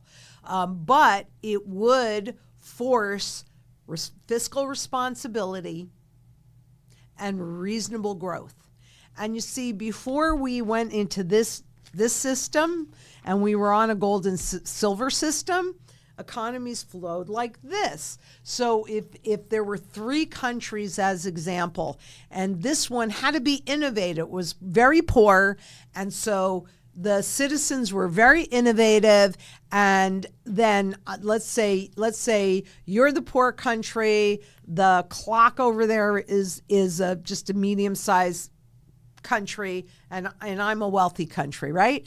Now all of a sudden I see your innovation. It forces innovation, right? And I go, wow, okay, well, I have this extra money. Now I'm going to start buying your innovation, right? What happens is my economy then starts to decline a bit because there's less gold in it, but your economy starts to expand, and then it flip-flops, right? And now maybe I'm the poorer country and you're the wealthy country, and then this third, the clock country, has to be innovative to attract the money that way. So there were not extreme booms or busts. It was more like that, kind of like rolling hills. That makes sense. Does that make sense? Okay. And I'm glad you asked these. Anything, just ask me anything. And Karen Claus asks, because of you, I have started buying gold and silver, gifting silver for special occasions, and educating friends and family. My friends say I sound like a grown-up now. I have to tell you, I'm the youngest. I mean, I'm still the youngest of 7. Although there's 4 of us left at this point. And I was so discounted growing up. And really, I didn't know I had a brain. I didn't know I was talented. I didn't know anything because I was just a pain in the neck little sister. But then, and crazy, right? I mean, I'm getting chickens. My family made fun of me.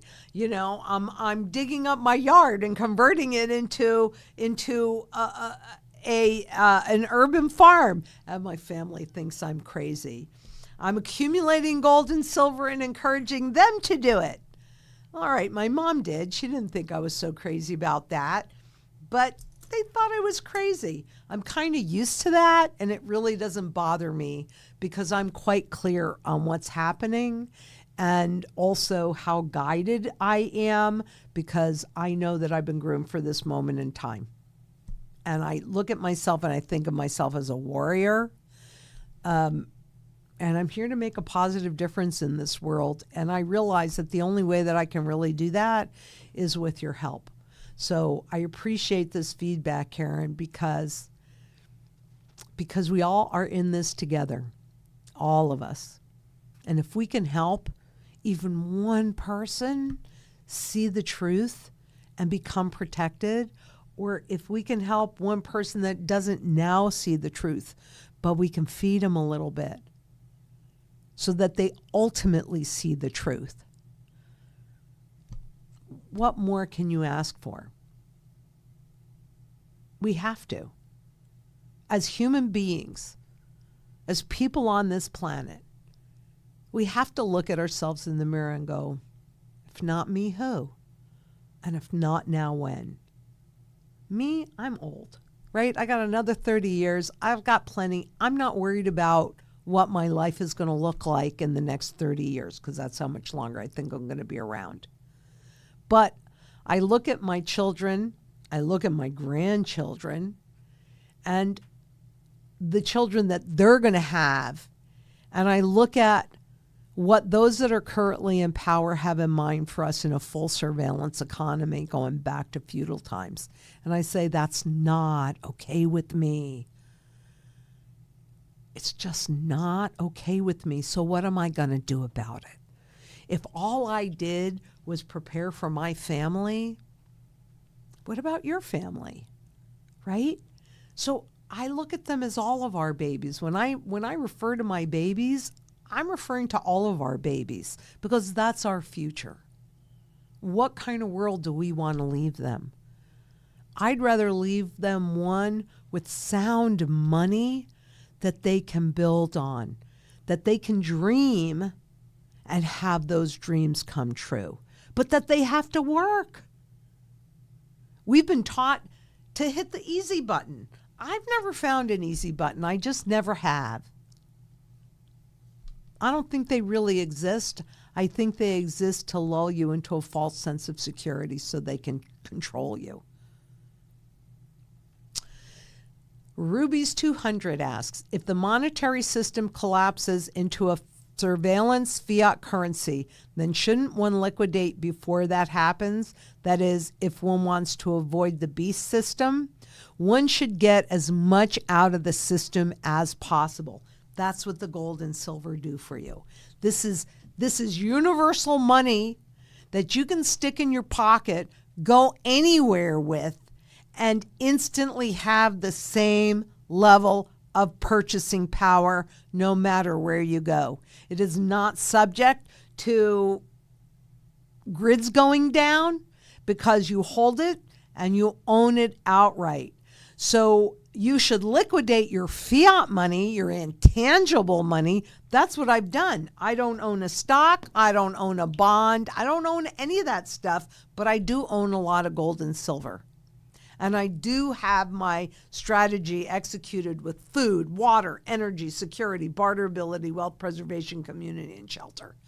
That is what we want to do. So if you want to avoid the beast system, you have to vote. You know how you vote? You vote with your wallets. You know what my vote is? In gold and silver, I trust. That's my vote. If enough of us vote this, guess what? They can't do it. There are more of us than there are of them. All we have to do is come together in community and say no. And I realize that's my fight. That's my job. That's what's really, really important. And, you know, frankly, the more people that I can encourage to be holding the physical metals, there you go. That is outside of the beast system. Right now, this is the beast. This is the beast. The manipulated stock markets, that's the beast. You choose where you're comfortable. And whatever you're going to hold in the beast, Make sure you're balanced outside. And just to hey, Lynette, thank you for all you do for the community. You are very welcome. And I don't even think that you guys realize how much you do for me, right? I get as much of this. I get probably more out of this than you do. Josh can tell you by the time this is over, I am as high as a kite because I love you so much. I mean, anyway, you are priceless. Any predictions for when crypto in general fails to go to zero, where I believe it eventually will? You know, I'm going to tell you that there is no doubt in my mind that some form of crypto is here to stay. What I don't know yet is who is actually going to survive. One would think that Bitcoin could be a survivor because Wall Street and some others have created this entire ecosystem around it. But what we also have not witnessed in our lifetimes is a full currency collapse. And what supports this? And I'll tell you, energy is what supports this. And we're already in a phase where energy is really a big problem, and generating more energy is a big problem. I've got to do a little more research on it, but I pulled a headline today from a hedge fund that is buying into this huge, like 1,500 acre piece of property right outside of Phoenix to put in a plant for cryptocurrencies and to suck the energy away from the utility companies. And frankly, this is happening all over the world.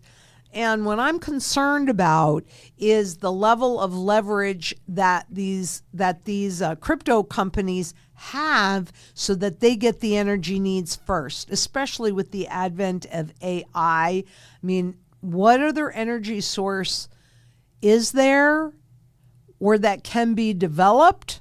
I'm looking at some that look kind of interesting, but I'm not an engineer to really fully understand them.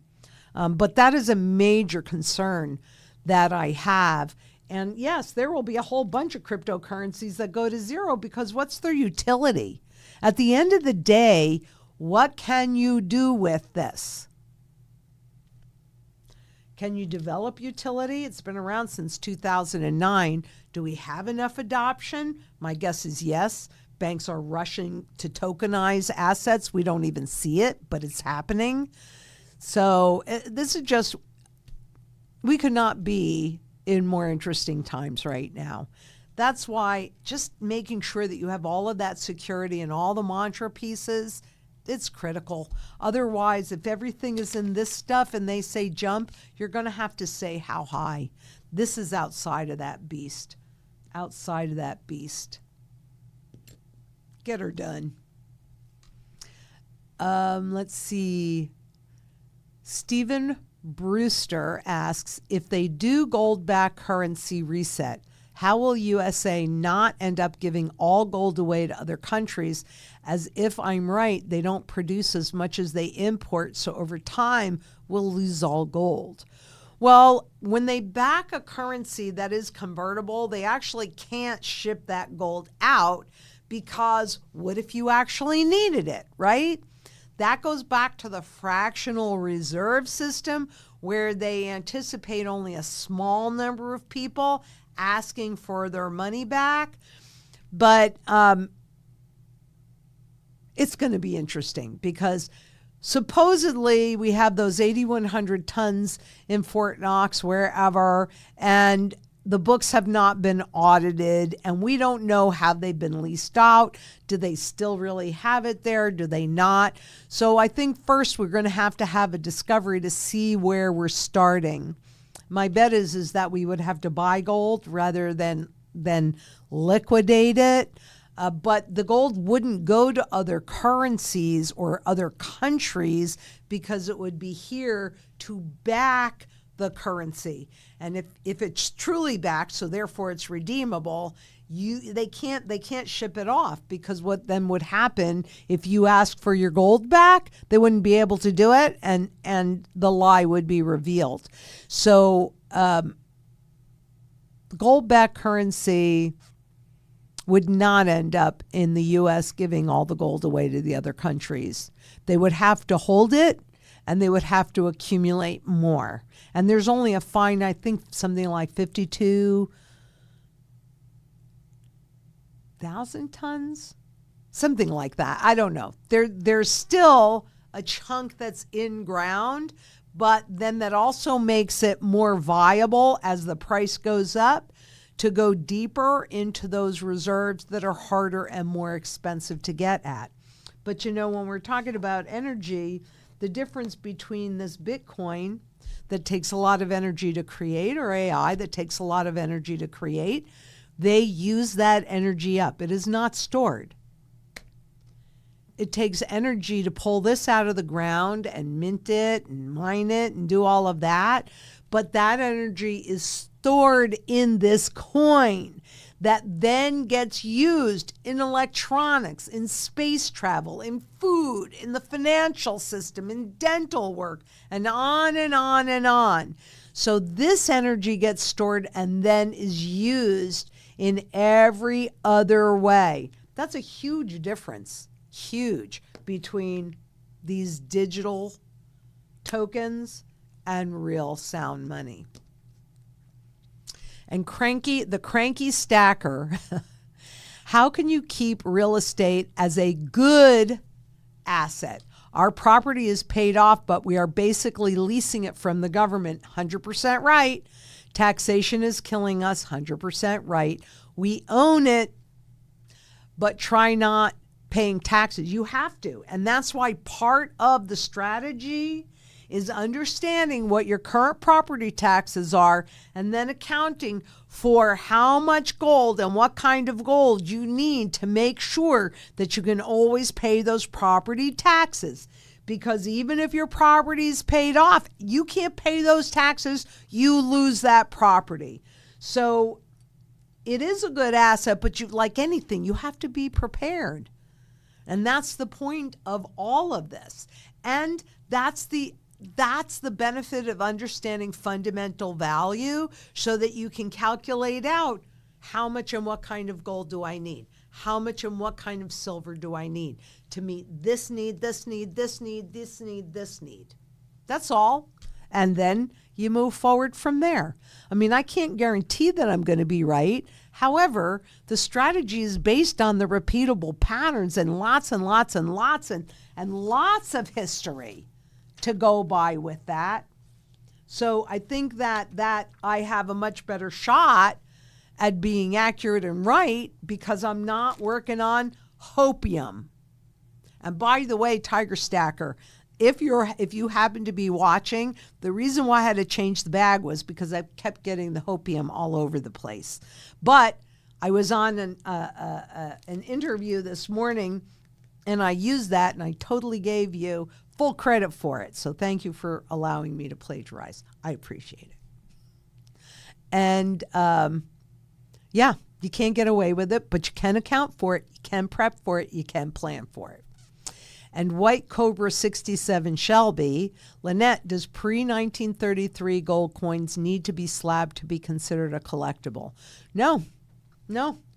This is not slabbed, and I can't hold it in an IRA. It is in the collectible category. So nope, they don't. They just have to meet the criteria pre-1933, and for foreign coins pre-1948.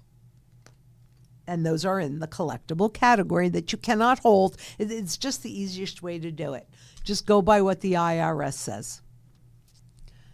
And Gyong Virag Shesherje. I'm sorry. Dear Lynette, commemorate Commemorative, I think he's asking. Commemorative gold coins are also good to collect. In my country in the EU, those are not 999%, but 995. Thanks. There's not as big a market for commemorative coins, so they usually don't really command that big of a premium. However, they could be classified as a collectible if you cannot hold them in a retirement plan. So that would be the thing to look at. But I think it's absolutely fine if it's 99.5% pure. That's absolutely fine, as long as they are in a collectible category. And only Lord knows. Lynette, is it true the reason why pre-33 gold is not able to be in an IRA because of purity standards? I researched it. Must be at least 99.5 purity. No, it's a different category because with this, and you always have to wonder, right? I mean, Bitcoin's been able to be in an IRA for a really long time. I mean, you can hold almost everything else, and anything else inside of an IRA makes absolutely zero sense. But I do believe it's because they need that category. So if there is an overt confiscation, because make no mistake, that taxation is a form of confiscation. Inflation is a form of confiscation. There are lots of words that are actually forms of confiscation. They just don't want you to know it. But they need that other category so they get to hold their wealth when it gets taken away from everybody else. It's a way to hold wealth. And Colleen Allen asks, when you say old coins like Dos Pesos or Cougarans, what years are you speaking of that makes them old? Pre-1933, yes, but also in the foreign coins, pre-1948. 1948. So those are the two dates to be paying attention to. And Khalif asks, hi Lynette, do you believe that China and the U.S. made a deal to devalue the dollar against gold? Well,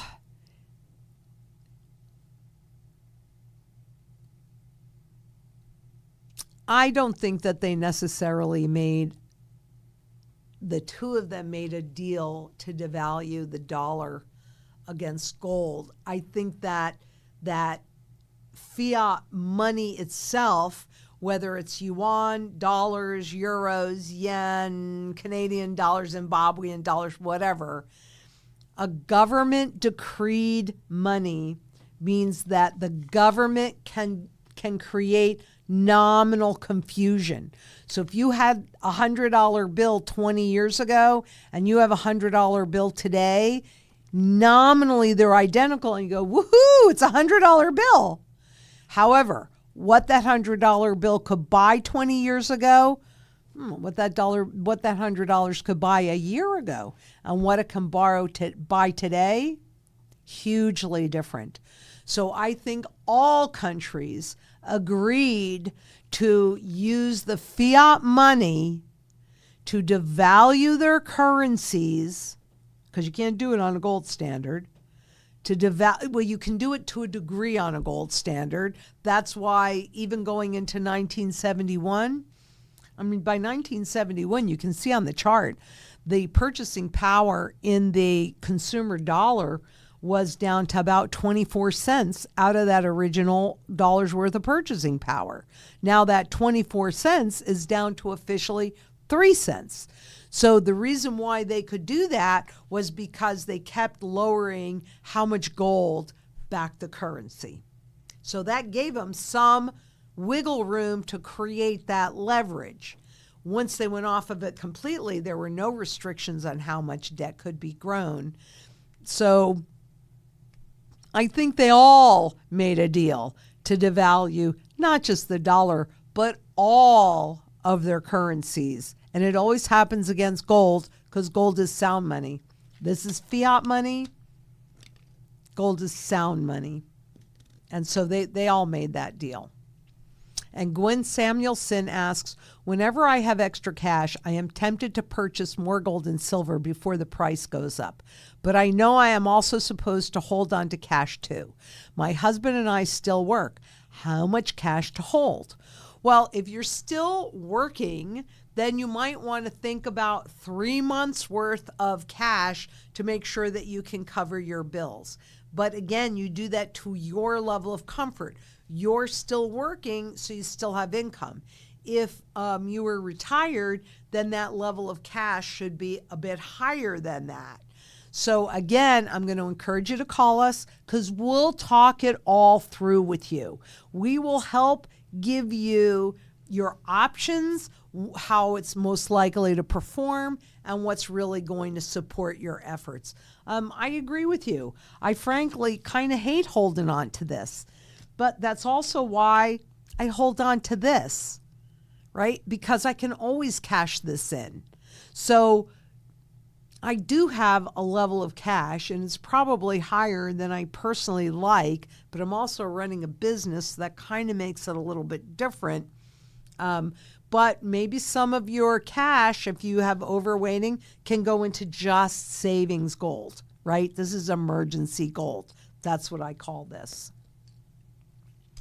And Cryptonomics asks, should I pull all my silver coins in those little plastic coin protectors?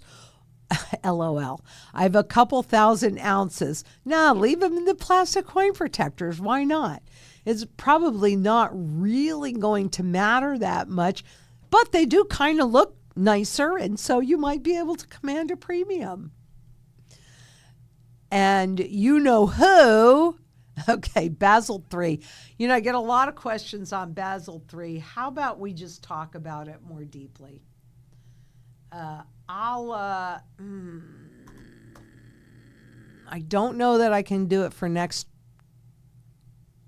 week because of the XRP show, but how about if I do that the following week, and I'll make sure that that goes on the docket. And let's talk about Basel III more.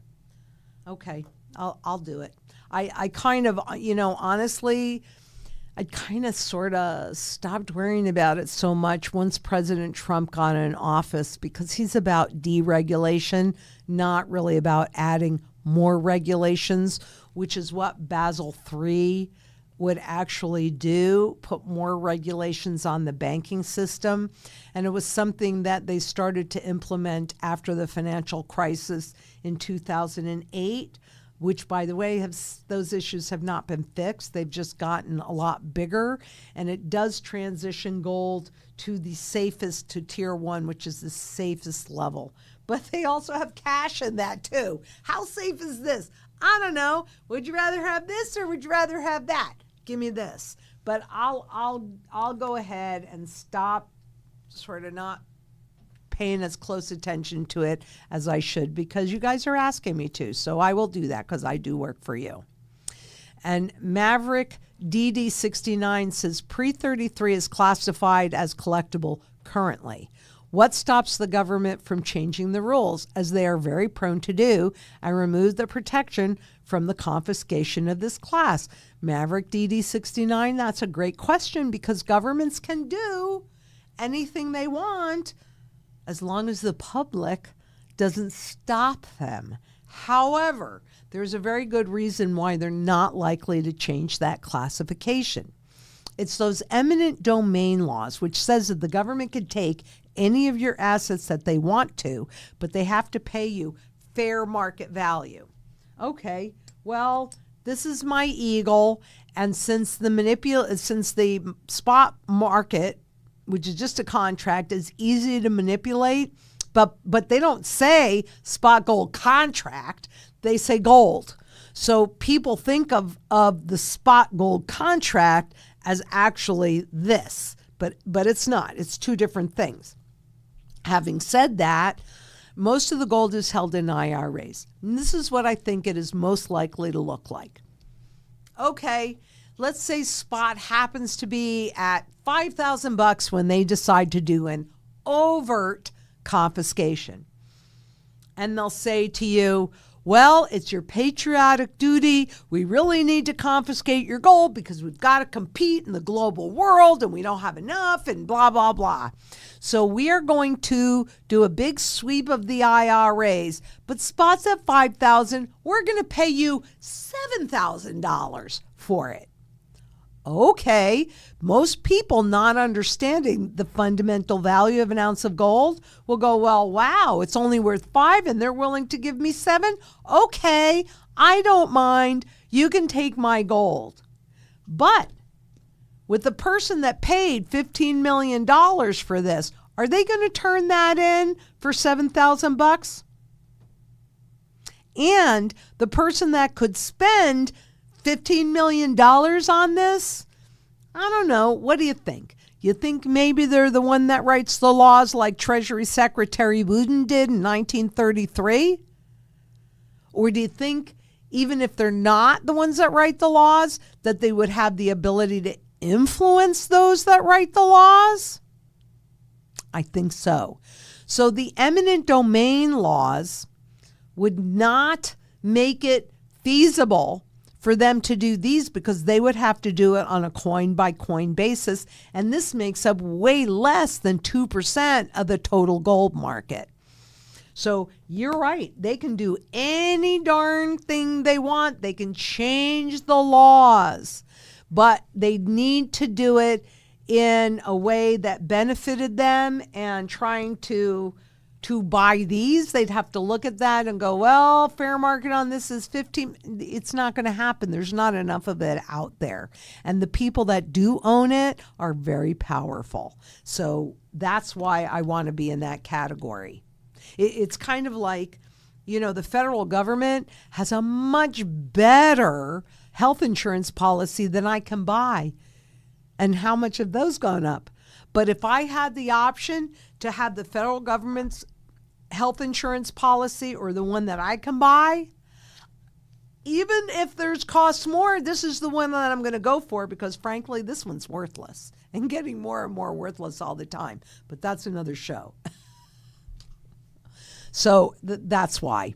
Yeah, they can do anything they want. It's just they're not likely to for those reasons. And Ren Pixie asks, I found a British shilling pre-40 I inherited from my great uncle. How awesome. Better to hang on to it or liquidate it for U.S. currency coin? Nope. Hang on to it. Hang on to it. And that's very nice. And what a nice piece that your great uncle gave you wealth that was handed down from him with the same level of purchasing power. How awesome is that? Only Lord Knows asked, I just find it weird they are pushing people to buy Bitcoin, but they never mention gold or silver to buy, but yet central banks are buying gold at record amounts. You prove my point. Only Lord knows. Exactly. Because this they can control. I mean, when they came out, it was sold as being around the system. And so I do XRP. I'll do any show. I don't really care because I'm building community. But people that would go into cryptocurrencies have a similar kind of desire to people that buy gold and silver. They want to be outside of the system. And even with all the exposure to cryptos, I mean, somebody that's in the audience that really is involved in cryptocurrencies and the crypto markets, do you still believe that they are outside of the government's purview and that government system? I'm curious because that was the key feature before. And that feature seems to have gone away. But really good point. They push people to buy Bitcoin. They don't want you to buy gold and silver. Great point.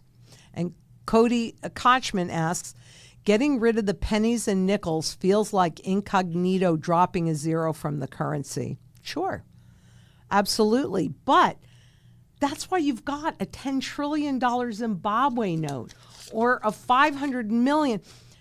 Years ago, so I think this was 2009, or 10, something like that. So it was after the great financial crisis.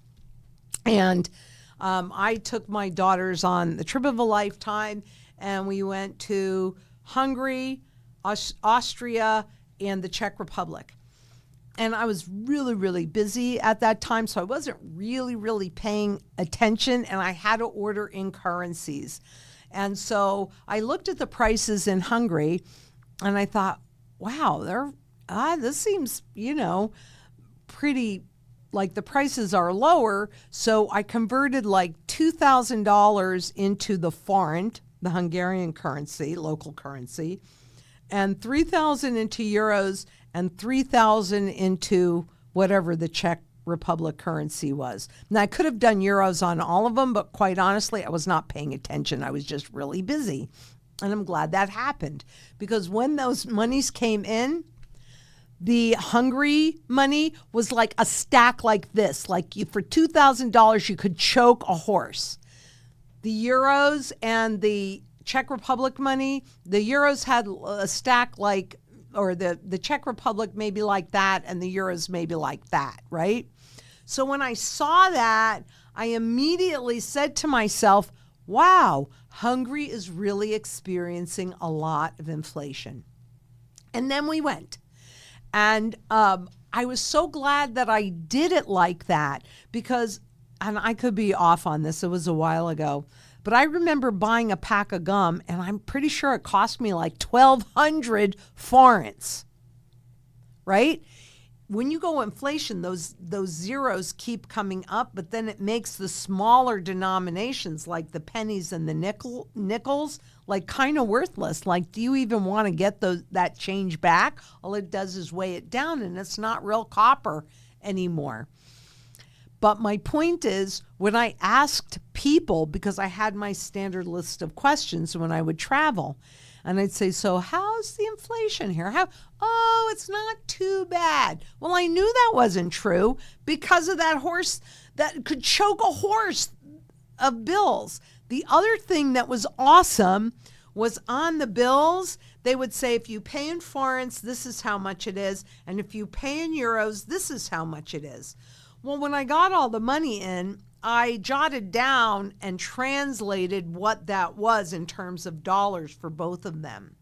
So then when I would have the option of paying with forints or paying with euros, I would look in my little book and see, well, what should I pay with? And what I discovered was that if I had chosen to pay with euros, it was actually costing me 20% more than if I paid with the local currency, the forint. So really, really interesting. These bills are huge, and the need for the small change, so these are all silver, so that doesn't really count, but the need for the small change becomes less and less, and that's really what's happening. So yeah, they're lopping off zeros, and they're making that change irrelevant. And I remember a time when you found a penny, you picked it up. If it was heads up, you put it in your shoe. You had good luck the rest of the day. Do you bother to pick up a penny anymore? I don't. It's not worth the effort to pick up a penny. And Pre-Civil War asks, cryptocurrency has no place on this channel. No, I can't say that. It has no place on this channel, because what I'm really working at here is to build that community, and that includes everybody. That includes stock snakes. I know they don't like when I say that. Somebody was interviewing me not that long ago, and he happened to call me a gold bug, right? And he was a stock snake. And he kind of took a bit of offense when I said, well, all right, you're calling me a bug. Well, what if I called you a stock snake?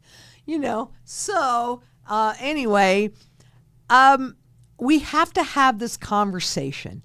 For me, this is really all about educated choices. The big problem that I have with cryptocurrencies is I have to be not just an engineer, but a specific kind of engineer in order to understand the code that creates and supports those cryptocurrencies. And because that is not who I am, how do I know what they're writing in that code? I don't. With gold and with silver, it's clean and it's clear. You hold it and you own it. There's no code. It's sound money. And frankly, in the physical world, that is all supply and demand. And what do you want going into this knife fight? Do you want a penknife or do you want a bazooka? Cryptocurrencies are a penknife. They're used in one place, and I could see the tokenization for Wall Street because it can create a whole lot more equity that can then be borrowed against and leveraged and easily sold around the world. And so